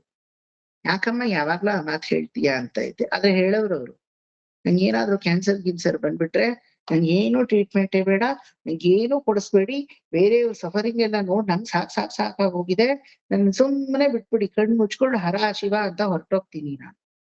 ಆಯ್ತು, ಬಂದಾಗ ನೋಡೋಣ, ಸುಮ್ನೆ ಇರು, ಈಗ್ಲೇ ಯಾಕೆ ಉರುಗುತ್ತೀಯ? ಬಂತು, ಟ್ರೀಟ್ಮೆಂಟ್ ಕೊಡ್ಸಿದ್ವಿ, ಸಫರಿಂಗ್ಸ್ ಎಲ್ಲ ಫೇಸ್ ಮಾಡಿದ್ರು, ಚೆನ್ನಾಗೂ ಆದ್ರು, ಎಲ್ಲ ಹೋಗ್ಬಿಟ್ರ? ಹೋಗ್ಲಿ ಬಿಡಕ್ಕಾಯ್ತಾ? ನೀ ಹೇಳಿದ್ಯಲ್ಲಮ್ಮ ಬಂದ್ರೆ ಬಿಟ್ಬಿಡು ಅಂತ, ಬಿಟ್ಟಿದೀವಿ ನೋಡು ನಿನ್ನ ಅಂತ. ಆಯ್ತಾ ಅದೆಲ್ಲ ಮಾಡಕ್ಕೆ? ಸಾವಿರ ನಾವ್ ಅನ್ಕೋಬಹುದು. ಯಾಕೆ ಅನ್ಕೋಬೇಕು ಬರುತ್ತೆ ಅಂತ? ಅದೇ ಅಲ್ವಾ ಭಯ ಅನ್ನೋದು. unnecessary we are afraid of the things which is not in our hand. ಒಪ್ಕೋತೀರಾ? ಈಗ ನೆನೆ ಎಲ್ಲ ಓಡಾಡ್ದೆ PhDಗೆ ಎಲ್ಲ ಏನೇನೋ ಒಂದಿಷ್ಟು ಡಾಕ್ಯುಮೆಂಟ್ ಕೊಡೋದು, ಮಣ್ಣು ಮಸಿ ಎಲ್ಲ ಇತ್ತು ಅಂತ. ಅದ್ರಲ್ಲಿ ಯಾವ್ದೋ ಒಂದ್ ಇಲ್ಲ. ಈಗ ಅದಿಲ್ಲ ಅಂದ್ರೆ PhD ಆಗಲ್ಲ. ಬರುತ್ತೆ, ಏನೋ ಆಗುತ್ತೆ. ಆದ್ರೆ ಈ PhDಗೋಸ್ಕರ ನನ್ ಜೀವನನ? ಆದ್ರೆ ಅದನ್ನ ಟೆನ್ಷನ್ ಆಗಿ ತಗೊಂಡ್ಬಿಟ್ರೆ ನಿಮಗ್ ನನ್ ಕ್ಲಾಸು ಮಾಡಕ್ಕಾಗಲ್ಲ ಇವತ್ತು. ಅಯ್ಯೋ ಆ ಡಾಕ್ಯುಮೆಂಟ್ ಇಲ್ಲಪ್ಪ, ಏನಾಯ್ತು, ನನ್ PhD ಗೊತ್ತಿಲ್ವಲ್ಲ, 6 ವರ್ಷದಿಂದ ಮಣ್ಣು ಹೋಗ್ತದೆ, ಕಷ್ಟಪಟ್ಟೆ, ಸಿಗುತ್ತೋ ಇಲ್ವೋ ಗೊತ್ತಿಲ್ಲ.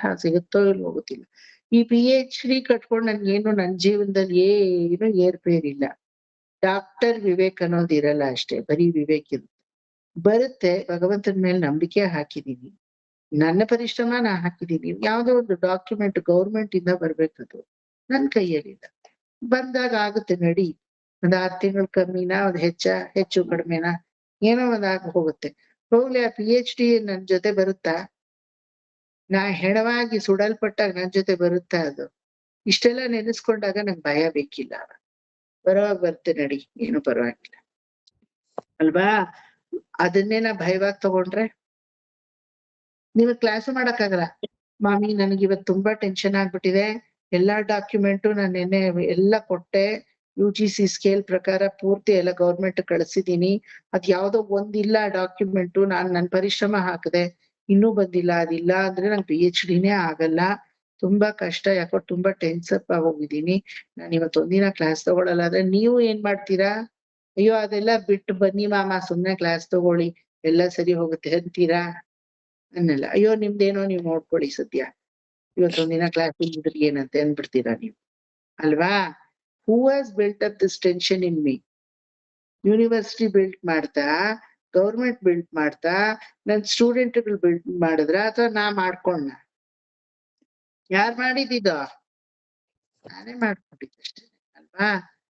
ಇಷ್ಟೆಲ್ಲ ಡಾಕ್ಯುಮೆಂಟ್ ಬಂದ್ PhD ಬರ್ಬೇಕು ಅಂದ್ರೆ ಬಂದೇ ಬರುತ್ತೆ. ಯಾವ ನನ್ ಮಗಾನು ಹಿಡ್ಕೊಳಕ್ಕಾಗಲ್ಲ. ಇದು ಅವನ ಪ್ರೇರಣೆ ಇರ್ಬೇಕಷ್ಟೇ, ಅಲ್ವಾ? ಸೊ ಯಾವ್ದ್ಯಾವ್ದಕ್ಕೂ ಅನ್ನೆಸೆಸರಿ ಭಯ ಅನ್ನೋದೇ ನಮ್ಮಲ್ಲಿ ಕಣ್ಣಕ್ ಕಾಣದೇ ಇರೋ ಸಿಂಹದ ಗರ್ಜನೆ. ಕಣ್ಣಕ್ ಕಾಣ್ತಾ ಇದೆ ಸಿಂಹ, ಅದು ಗರ್ಜಿಸಿದ್ರೆ ಭಯ ಪಟ್ರೆ ಅದಕ್ಕೊಂದ್ ಮೀನಿಂಗ್ ಇದೆ. ಕಣ್ಣಕ್ ಕಾಣದೇ ಇರೋ ಸಿಂಹ ಗರ್ಜನೆ ಅನ್ನೋ ಭಾಸ ಆಗುತ್ತೆ ನೋಡಿ. ಪರಮಾತ್ಮನಲ್ಲಿ ಯಾವಾಗ ನಂಬಿಕೆ ಇಲ್ದೆ ಅವನನ್ನ ಆಶ್ರಯಿಸ್ದೆ ನಂಬಲ್ವೋ, ತೇ ಚರಣಾಂಬುಜಂ ಅಭಯಂ ಅಂತ ನಂಬಬೇಕು. ಯಾವಾಗ ನಿಮ್ಗೆ ಆ ನಂಬಿಕೆ ಹೊರಟೋಗುತ್ತೋ, ನಿಮ್ಮ ಮೇಲೂ ನಿಮ್ಗೆ ನಂಬಿಕೆ ಹೋಯ್ತು ಅಂತ ಅರ್ಥ. ಅವನೊಬ್ಬನೇ ಅಭಯ. ಸರ್, ನಾವು ಒಂದೊಂದ್ ಸಾಮಾನ್ಯ ಚಿಕ್ಕ ಮಕ್ಕಳಿಗೆಲ್ಲ ಯಾರು ಇಲ್ದೇ ಇರೋಂತ ಗುಮ್ಮನ ಒಬ್ಬ ಹೆಸರಲ್ಲಿ ಭಯ ಬರೆಸ್ತೀವಲ್ವಾ? ಹೌದು, ಭಯ ಬರ್ಸ್ತೀವಿ. ಗುಮ್ಮನ್ ಕರಿತೀನಿ, ನಮ್ಮಮ್ಮ ತಿಂತಿದ್ರೆ, ನೋಡು ಈಗ ಹೌದು. ಕರಿತೀನಿ, ಬಂದ ನೋಡಲ್ಲಿ, ಅಲ್ಲಿ ನಿಂತಿದ ನೋಡಲ್ಲಿ, ಉತ್ಕೊಂಡ್ ನಿಂತಿದ್ದ, ತಿನ್ನು, ಬೇಗ ತಿನ್ನು ಅಂತ ಒಂದು ಹೌದು. ಇಲ್ಯೂಷನ್, ಅಲ್ವಾ? ನಮ್ ಜೀವನದಲ್ಲೇ ಆತರ ಗುಮ್ಮ ಒಬ್ಬ ಗೊತ್ತಿಲ್ದೆ ನಮಗಿದ. ಏನೋ ಭಯ. ಅಯ್ಯೋ, ಮಕ್ಳ ಕೆಳಗಡೆ ನಾ ಬೀಳ್ಬಾರ್ದು, ಮಕ್ಳ ಕೈಯಲ್ಲಿ ಮಾಡಿಸ್ಕೋಬಾರ್ದು, ಮಕ್ಳೇ ನಂಗ್ ಮಾಡೋ ತರ ಇಟ್ಕೊಡ್ದು, ನಾನೇ ಮಕ್ಳಿಗ್ ಮಾಡೋ ತರ ಇರ್ಬೇಕು. ಅಯ್ಯೋ, ಜೀವನದಲ್ಲಿ ಒಂದು ಪ್ರೊಟೆಕ್ಷನ್ ನಮ್ಗೆ ಅಂತ ಎಲ್ಲ ಅನ್ಕೊಂಡಿರ್ತೀರಾ. ಆದ್ರೆ ಮಕ್ಳ ಕೈಯಲ್ಲಿ ಮಾಡಿಸ್ಕೊಳೋ ಸಂದರ್ಭ ಬಂದಾಗ ಮಕ್ಳು ನಿಮ್ಮನ್ ತಳ್ಬಿಡ್ತಾರ ಅಥವಾ ನೀವ್ ಮಾಡಿಸ್ಕೊಳಲ್ವ? ಎರಡಕ್ಕೂ ಉತ್ತರ ಕೊಡಿ. ಮಕ್ಳ ಕೈಯಲ್ಲಿ ಮಾಡಿಸ್ಕೋಬಾರ್ದು, ಮಕ್ಳಿಗ್ ನೀವೇ ಮಾಡೋ ತರ ಇರ್ಬೇಕು. ಒಬ್ರ ಕೈ ಕೆಳಗಡೆ ಬೀಳಬಾರ್ದು. ಸಾವಯವ ಸಮಯದವರೆಗೂ ನನ್ನ ಕೆಲ್ಸಗಳನ್ನೆಲ್ಲ ನಾನೇ ಮಾಡ್ಕೊತಾ ಇರ್ಬೇಕು. ನನ್ನ ಹೇಲು ಹೆಮ್ಮಣ್ಣನ್ನೆಲ್ಲ ಇನ್ನೊಬ್ರು ಬಾಚೋ ತರ ಭಗವಂತ ನನ್ನನ್ನ ಇಡಬೇಡ ನೀನು. ಇದೆಲ್ಲ ಯಾರಿಗ್ ಇಷ್ಟ ಇಲ್ಲ ಹೇಳಿ? ಇದೇ ತರ ತಾನೇ ನೀವೆಲ್ಲ ಕೋರ್ಕೊತಾ ಇರೋದು ಅಲ್ವಾ? ಅಪ್ಪ ಸ್ವತಂತ್ರಿಯಾಗಿ ಒಬ್ರಿಗೂ ಚೀತು ಅನ್ನಿಸ್ಕೊಳ್ಳದೆ ಅಯ್ಯೋ ಇನ್ನು ಇರ್ಬೇಕಿತ್ತಲ್ಲ ಅನ್ನೋ ಒಂದ್ ಸಂದರ್ಭದಲ್ಲೇ ಈ ಕಣ್ಮುಚ್ಚಿದ್ರು ನೀನ್ ತಿರುವಡಿಯನ್ನ ಅಡಿಯೋ ತರ ಮಾಡಪ್ಪ. ಯಾರ್ಗ ಆಸೆ ಇಲ್ಲ ಇದು? ಆದ್ರೆ ನೀವ್ ಕೆಳಗ್ ಬಿದ್ರೆ ಮಕ್ಳು ಮಾಡಲ್ವಾ? ನೀವ್ ಮಾಡಿಸ್ಕೊಳಲ್ವಾ? ಬೇಡದೆ ಇರೋ ಭಯ.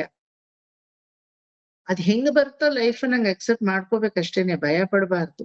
ನಾವು ಅದೇ ನಮ್ ಪೇರೆಂಟ್ಸ್ ಮಾಡಿರ್ತೀವಲ್ಲ ಸರ್, ಅದ್ರಿಂದ ನಮ್ಗ್ ಕಾನ್ಫಿಡೆನ್ಸ್ ಇರುತ್ತೆ, ಆ ಭಯ ಇರಲ್ಲ. ಅಷ್ಟಕ್ ಅದೇ ಮೇಲೆ ದೇವ್ರ ಇಚ್ಛೆ ಅಷ್ಟೇ. ನೀವ್ ನಿಮ್ ಪೇರೆಂಟ್ಸ್ ಮಾಡಿರೋದ್ನ ನೋಡ್ಕೊಂಡ್ ನಿಮ್ ಮಕ್ಳು ನಿಮಗ್ ಮಾಡಲ್ಲ. ನೀವ್ ಮಾಡಿದ್ರು ಮಾಡದೇ ಇರೋ ಮಕ್ಳು ಇರ್ತಾರೆ. ನೀವ್ ಮಾಡಿದ್ರು ಮಾಡೋ ಮಕ್ಳು ಇರ್ತಾರೆ. ನೀವು ನಿಮ್ ಪೇರೆಂಟ್ಸ್ ಮಾಡ್ಲಿಲ್ಲ ಅಂದ್ರೂ ನಿಮ್ ಮಕ್ಳು ನಿಮಗ್ ಮಾಡ್ಬೋದು. ಅದ್ರಲ್ಲಿ ಯಾವ ತರದ ಅತಿಶಯವೂ ಇಲ್ಲ. Based on what you have done for your parents, they will not analyze. If they have to do, they will do. If they cannot do, they won't do. ಅಷ್ಟೇನೆ. ಎಷ್ಟೋ ಮಕ್ಳಿಗೆ ಮಾಡ್ಬೇಕು ಆಸೆ ಇರುತ್ತೆ. ಎಲ್ಲೋ ದೂರ್ಬಾರ ಕಾರ್ಯ ನಿಮಿತ್ತವಾಗಿ ಹೊಟ್ಟೆಪಾಡಿಗೋಸ್ಕರ ಪಾಪ ಯಾವ್ದೋ ಕಂಟ್ರಿಲಿ ಇರ್ತಾರೆ. ಏನ್ ಮಾಡಕ್ ಸಾಧ್ಯ ಅವರು? ಫೈನಾನ್ಷಿಯಲ್ ಸಪೋರ್ಟ್ ಇರ್ಬೋದು, ಬೇಕಾಗಿರೋ ಫಿಸಿಕಲ್ ಪ್ರೆಸೆನ್ಸೇ ಇಲ್ಲ ಅಂದ್ರೆ ಅಲ್ವಾ? ಸೊ ಇವರಿಂದ ಇಂಥವ್ರಿಂದ ಮಾಡಿಸ್ಕೋಬೇಕು ಅನ್ನೋ ನಿಮ್ ಹಣೆಯಲ್ಲಿ ಬರ್ದಿರ್ಬೇಕಷ್ಟೇನೆ ಅಲ್ವಾ? ಸೊ ಯಾವ್ದಕ್ಕೋ ಭಯ ಪಟ್ಟು ಪ್ರಯೋಜನವಿಲ್ಲ. ಯಾವ್ದಕ್ಕೋ ನಮಗ್ ಗೊತ್ತಿಲ್ಲ ನಮ್ ಜೀವನ ಏನು ಅಂತ, ಆದ್ರೂ ನಾಳೆಗೆ ಯಾವತ್ತೂ ಭಯ ಪಡೋದು. That means to say you want to leave your future life. ಹಿಂದಿಂದ ನೆನೆಸ್ಕೊಂಡು ಭಯ ಪಡೋದ್ರಲ್ಲೂ ಅರ್ಥವಿಲ್ಲ. That means you are still living in your past ಅಂತ ಅರ್ಥ. You want to lead your life in future, ಅರ್ಥವಿಲ್ಲ. Please be present. ಪ್ರೆಸೆಂಟಬಲ್ ಆಗಿ ನೀವು ನಿಮ್ ಪ್ರೆಸೆಂಟ್ ಜೀವನದಲ್ಲಿ ಇರ್ತೀರ ನೋಡಿ, ದಟ್ ಇಸ್ ಬುದ್ಧಿವಂತಿಕೆ. ಅವಾಗ ಭಯ ಇಲ್ಲ ನಿಮ್ಗೆ. ನೀವು ಆಂಡಾಳ್ ಮಾಮಿನ ಆಂಡಾಳಾಗಿ ಈಗ ನೀವು ಪ್ರೆಸೆಂಟ್ ಯಾವ ಲೈಫ್ ಲೀಡ್ ಮಾಡ್ತಾ ಇದ್ದೀರಾ? ಸರ್ ನಿಮ್ ಮುಂದೆ ಸುಭಿಕ್ಷವಾಗಿ ಕುತ್ಕೊಂಡು ಭಾಗವತ ಸುಖವಾಗಿ ಕೇಳ್ತಾ ಇದೀವಿ. That's it. ಅದಕ್ಕೆ ಮೇಲ್ ಯೋಚನೆ ಬೇಕಿಲ್ಲ. ಬೇಕಾ? ನೀವು ರೇಖಾನ ಸರ್ ಈಗ ಭಾಗವತ ಅರಗಿಸ್ಕೊತಾ ಇದೀವಿ, ಜೀರ್ಣ ಮಾಡ್ಕೊತಾ ಇದೀವಿ, ಸಾಕಷ್ಟೇ. ಅದನ್ನ ಅಕ್ಸೆಪ್ಟ್ ಮಾಡ್ಕೋತೀವಿ. Please be in a present life ಅಂತ ಸ್ವಾಮಿ ವಿವೇಕಾನಂದರು ಹೇಳ್ತಾರೆ. ಆವಾಗ ನಿಮಗೆ ಭಯ ಇರಲ್ಲ. ಯಾರ್ ಒರ್ವನ್ ಪ್ರೆಸೆಂಟ್ ಲೈಫ್ ಜೀವಿಕೆ ಮಾಟಾನೋ ಅವನಿಗೆ ಎಪ್ಪೂಮೆ ಭಯಂ ಭಯಂ ಭಯಂ ಭಯಂ. ಇದರ್ ಹಿಂದೆ ನಡೆದಿದ್ನ ನೆನೆಸ್ಕೊಂಡು ಹೆದರ್ತಾನೆ, ಮುಂದೆ ಏನ್ ನಡೆಯುತ್ತೋ ಅಂತ ಊಹಾಪೂಹದಲ್ಲೇ ಹೆದರ್ತಾನೆ. కరెక్టా ప్రభా ఆంటీ? ఏమి నడిచిపోయిందో అదిని మళ్ళీ మళ్ళీ మళ్ళీ నెనపు చేసుకొని భయము. లేకపోతే ఏం నడుచుతుందో ఎలా గడుపుతుందో తెలీదు కదా రేపేమో అని అది ఊహాపూహంలోనే భయం. రెండు ఉండకూడదు. ఇప్పుడు నేను నేను ఈ జడభరతోపాఖ్యాన్ని సమగ్రంగా అర్థం చేసుకుంటా ఉంటాను. అంతే చాలు. దాంట్లో ఏమైనా భయం ఉందా? ಇವಾಗ ನಂಗೆ ಜ್ವರ ಬಂತು, ಏನು ಮಾಡಕ್ಕಾಗಲ್ಲ. ಜ್ವರ ಬಂತು, you accepted.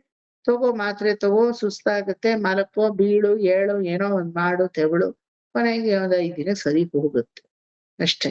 C even if you don't want, life will make you to accept the presence, even if you don't want. But ನಾವ್ ಯಾವಾಗ್ಲೂ ಭಯದಲ್ಲೇ ಜೀವಿಸ್ತೀವಿ ಅನ್ನೋದೇ ಜಡಭರತೋಪಾಖ್ಯಾನದಲ್ಲಿ ಜಿಂಕೆಯಂತಹ ಹೆಣ್ಣು ಮನಸ್ಸನ್ನ ಉಳ್ಳಂತಹ ಆ ಹೃದಯದಲ್ಲಿ ಋಣವೆಂಬ ಭಾರವನ್ನ ಹೊತ್ತಂತಹ ಜಿಂಕೆಗೆ ಗೊತ್ತಿಲ್ಲದೆ ಇರೋ ಸಿಂಹನಾದದ ಸ್ವಪ್ನ ಅಲ್ವಾ?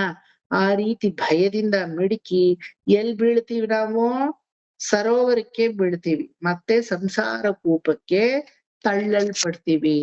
ಭಯ ಉಂಟಾಗಿ ಒಂದಿನ ಆದ್ರೂ ತಾಳಪ್ಪ ಭಗವನ್ನಾಮೋಚ್ಚಾರಣೆಯನ್ನ ಒಂದಿಷ್ಟು ಮಾಡೋಣ ಅಂತ ಯಾವತ್ತಾದ್ರೂ ಮಾಡಿದೀವ?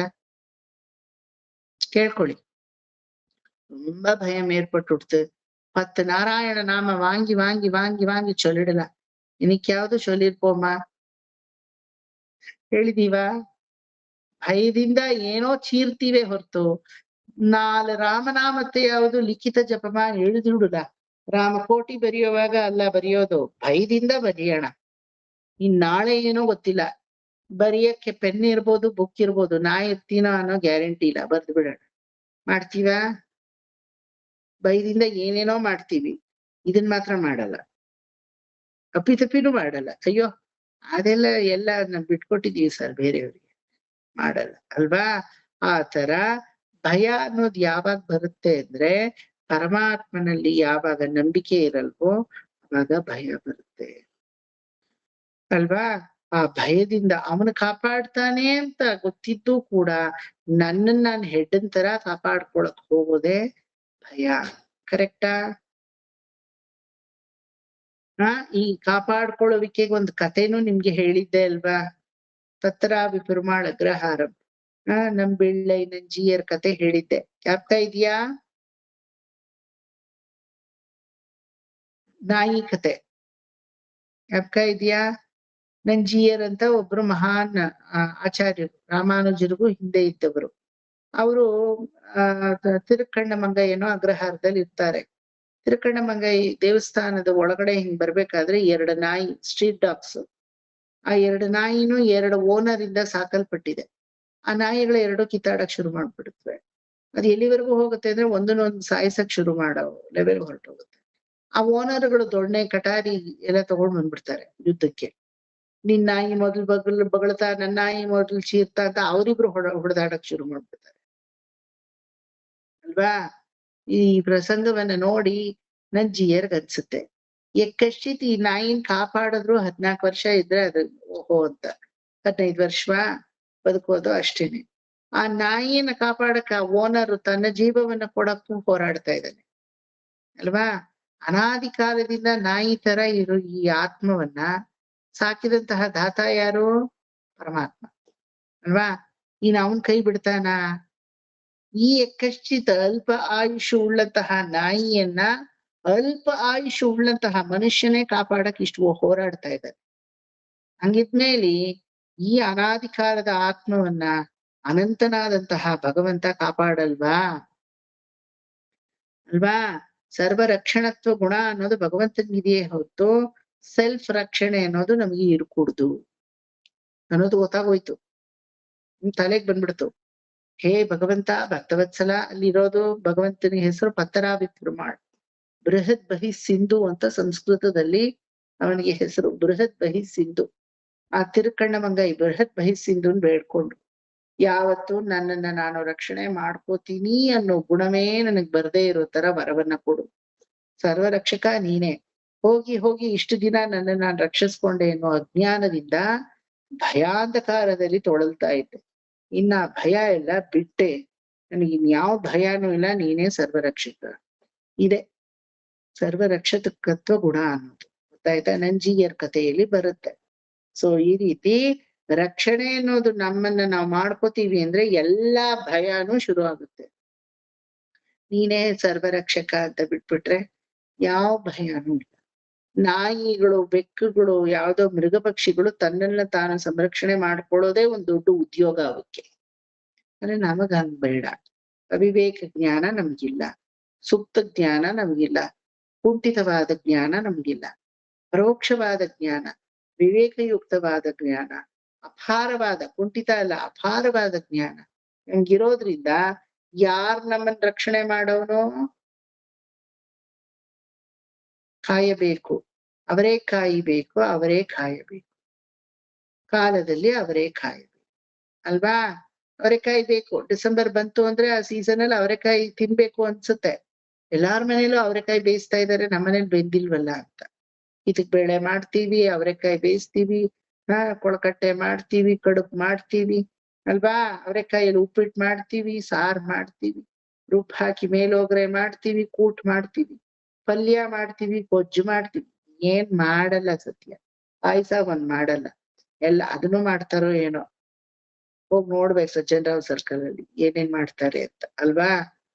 ಕೆಲವೊಂದೆಲ್ಲ ಮಾಡ್ತಾರೆ, ಅದೇನೋ ದೋಸೆ ಪಾಸೆ ಅನ್ಕೊಂಡು, ನಾಟ್ ಗುಡ್. ಯಾವ್ದು ಹಿಂದಿನವ್ರು ಹೇಳಿದಾರೋ ಅದನ್ನ ಮಾಡಿದ್ರೆ ಬಾಯಿಗೆ ಇಡೋ ತರ ಇರುತ್ತೆ, ಎಲ್ಲ ಚೆನ್ನಾಗಿರಲ್ಲ. ಚಿತ್ರಾನ್ನ ಮಾಡ್ತೀವಿ, ಏನೆಲ್ಲಾ ಮಾಡ್ತೀವಿ. ಅವರೆಕಾಯಿ ಸೀಸನ್ ಅಲ್ಲಿ ಪೂರ್ತಿ ಅವರೆಕಾಯಿ. ಯಾಕೆ?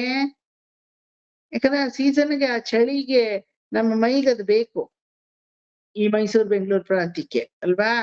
ಹಂಗಾಗಿ ಅವರೆಕಾಯಿ ಬೇಕು, ಅವರೇ ಕಾಯಬೇಕು. ಸಕಲ ಕಾಲಕ್ಕೂ ಅವರೇ. ಅದಾದ್ರೂ ಡಿಸೆಂಬರ್ ಸೀಸನ್ಗೆ. ಇನ್ನ ಜನವರಿ ಬಂತು ಅಂದ್ರೆ ಭಗವಂತ ಕಾಯ್ಬಾರ್ದ? ಫೆಬ್ರವರಿ ಹೋಯ್ತು ಅಂದ್ರೆ ಭಗವಂತ ಕಾಯ್ಬಾರ್ದ? ಮಾರ್ಚ್ ಏಪ್ರಿಲ್ ಮೇಲೆ ಮತ್ತೆ ಇನ್ಯಾರು ನಿಮ್ಮನ್ನ ಕಾಯ್ತಾ ಇದಾರೆ ಅನ್ಕೊಂಡಿದೀರಾ? ಸೊ ಸಕಲ ಕಾಲಕ್ಕೂ ಅವರೆಕಾಯಿ ಬೇಕು ಅಲ್ವಾ? ಅವರೆಕಾಯಿ ಅನ್ನೋದ್ನ 2 ಪದಬಂಧಾಗಿ ಯೂಸ್ ಮಾಡಿದ್ದಾರೆ ಇಲ್ಲಿ ಪುರಂದರದಾಸರು. ಆ ರೀತಿ ಸಕಲ ರಕ್ಷಣತ್ವ ಗುಣವನ್ನ ಭಗವಂತ ತೋರ್ಸೋದು, ಅದನ್ನ ಅರ್ಥಕೊಳ್ಳೋ ಮನಸ್ಸಾದ್ರೆ ಈ ರೀತಿ ಅನ್ನೆಸೆಸರಿ ಸಿಂಹಗರ್ಜನೆಗೆ ನಾವು ಹಾಳಾಗಲ್ಲ, ತುತ್ತಾಗಲ್ಲ. ಇಲ್ದಿದ್ರೆ ತುತ್ತಾಗ್ತೀವಿ. ನಮ್ಮ ಸಂಸಾರದ ಕೂಪದಲ್ಲಿ ನಾವೇ ಬಿದ್ದು ಪ್ರಾಣವನ್ನ ಕಳ್ಕೊತೀವಿ. ಆಯ್ತಾ? ಸರಿ, ಸಂಸಾರ ಕೂಪದಲ್ಲಿ ಬಿದ್ದು ಪ್ರಾಣ ಹೋಯ್ತು ಅನ್ನೋದು ಇನ್ನೊಂದ್ ಜನ್ಮ ಬಂತು ಅಂತ ಅರ್ಥ. ಇದೇನು ಗರ್ಭಸ್ಖಲನ? ಮರಿ ಹೊರಗಡೆ ಬಂದಿದ್ದೇನು? ಗರ್ಭ ಸ್ಖಲನವಾಯ್ತು ಆ ಜಿಂಕೆ ನೀರಲ್ಲಿ ಬಿದ್ದಾಗ ಅಲ್ವಾ? ಆ ಮರಿ ಭರತನ ಕೈಯಲ್ಲಿ ಬಂದು ಸಿಕ್ಕಾಕೊಳ್ತು. ಏನಿದು? Everything has philosophy. Without philosophy no story.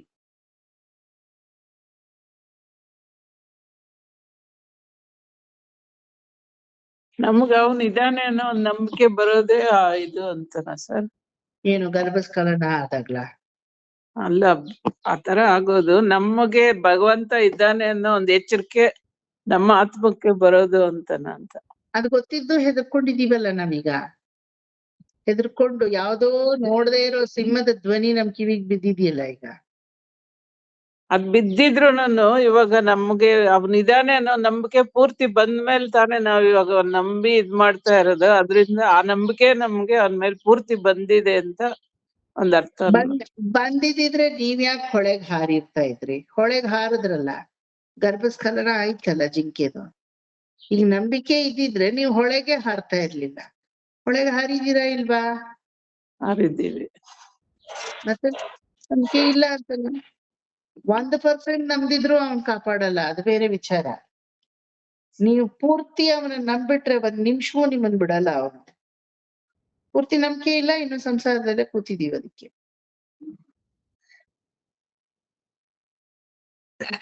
ಸಂಸಾರದಲ್ಲಿ ಬಿದ್ದು ಬಿದ್ದು ಅನುಭವಿಸಿ ಆಮೇಲೆ ಯಾವ್ದೋ ಒಂದ್ ಎಂಡ್ ಪಾಯಿಂಟ್ ಅಲ್ಲಿ ನಂಬಿಕೆ ಬರುತ್ತೆ.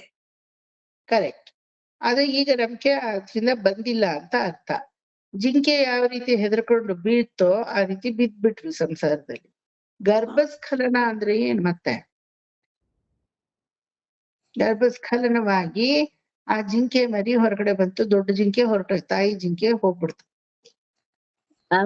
ಆ ಜಿಂಕೆನ ಅವನು ಸಾಕಿ ಸಲಹೆ ತನ್ನ ಯಾವ್ದೋ ಪ್ರಾರಬ್ಧದ ಋಣ ಅಂತ ಹೇಳಿ ಮಾಡೋದು ಅಂತ ಹೋಗ್ಬೇಡಿ. ಅವನ ಪರವಾಗಿ ನೀವು ಮಾತೇ ಆಡ್ಬೇಡಿ, ಜಿಂಕೆ ಪರವಾಗಿಯೇ ಹೇಳ್ಬೇಕೀಗ. ಎಸ್ ಸ್ಮಿತಾ? ಪುನರ್ಜನ್ಮ ಮತ್ತಿನ್ನೊಂದ್ ಜನ್ಮ ಅಲ್ವಾ? ಯಾವ ಋಣಬಾಧೆಯಿಂದ, ಗರ್ಭ ಅನ್ನೋ ಋಣಬಾಧೆಯಿಂದ ನನ್ನನ್ನ ನಾ ಕಾಪಾಡ್ಕೋತೀನಿ ಅನ್ನೋ ಭರವಸೆ ಪರಮಾತ್ಮನ ಮೇಲೆ ಇಲ್ದೇ ಇರೋ ನಂಬಿಕೆ ನನ್ನ ಮೇಲೆ ನಾನು ಇಟ್ಕೊಂಡ್ ಮೋಸ ಹೋದ್ನೋ, ಮತ್ ನಾನು ಇನ್ನೊಂದ್ ಜನ್ಮನೇ ಪಡೆಯೋದಷ್ಟೇ. ದೊಡ್ಡ ಮಟ್ಟಕ್ಕೇನು ಮೋಕ್ಷ ಸಿಗಲ್ಲ ಅಲ್ವಾ? ಹಿಂದಿನ ಜನ್ಮದಲ್ಲಿ ನನ್ನನ್ನು ನಾನು ಕಾಪಾಡ್ಕೋಬೇಕು ಅಂತ ಈಗ ಇಮ್ಯಾಜಿನ್ ಮಾಡ್ಕೊಡಿ, ಕನಕಮ್ಮಿ ನೀವ್ ಇಲಿ ಆಗಿರ್ತೀರ ಅಂತ. ಸರ್ ನಾನು ಇಲಿಗೆಲ್ಲ ಹೋಲ್ಸ್ಬೇಡಿ ಸರ್ ಅನ್ಬೇಡಿ, ಸುಮ್ನೆ ಫಾರ್ ಟೈಮ್ ಬೀಯಿಂಗ್ ಇಲಿ ಆಗಿರ್ತೀರ. ಇಲಿದೇನು ಕಾರ್ಯ? ಬಿಲ ತೋಡೋದು, ನಂತರ ಹೆದರ್ಕೊಂಡು ಜೀವಿಸೋದು ಅಲ್ವಾ? ಊಟವನ್ನು ಹುಡ್ಕೋದು, ಹೆದರ್ಕೊಂಡು ಜೀವಿಸೋದು, ಬಿಲ ತೋಡೋದು. ಯಾವತ್ತಾದ್ರೂ ರಾಜಾರೋಷವಾಗಿ ಸ್ಟ್ರೀಟ್ ಅಲ್ಲಿ ಓಡಾಡೋ ನೋಡಿದೀರಾ ಇಲಿನ? ಇವಾಗಿನ ಇಲಿಗಳು ಓಡಾಡತ್ವೆ ಬಿಡಿ, ಅದು ಬೇರೆ ವಿಚಾರ. ನೋಡಿದೀರಾ? ನಾನು ಒಂದ್ಸಲ ಗಮನಿಸಿದ್ದೆ, ಬೆಕ್ಕನ್ನ ಹೆಗಣ ಅಟ್ಟಿಸ್ಕೊಂಡು ಹೋಗ್ತಾ ಇತ್ತು, ಗೊತ್ತಾ? ಅಯ್ಯೋ ಈ ತರನು ಒಂದ್ ಕಾಲ ಬಂತ ಅಂತ ನನಗೆ ಆಶ್ಚರ್ಯ.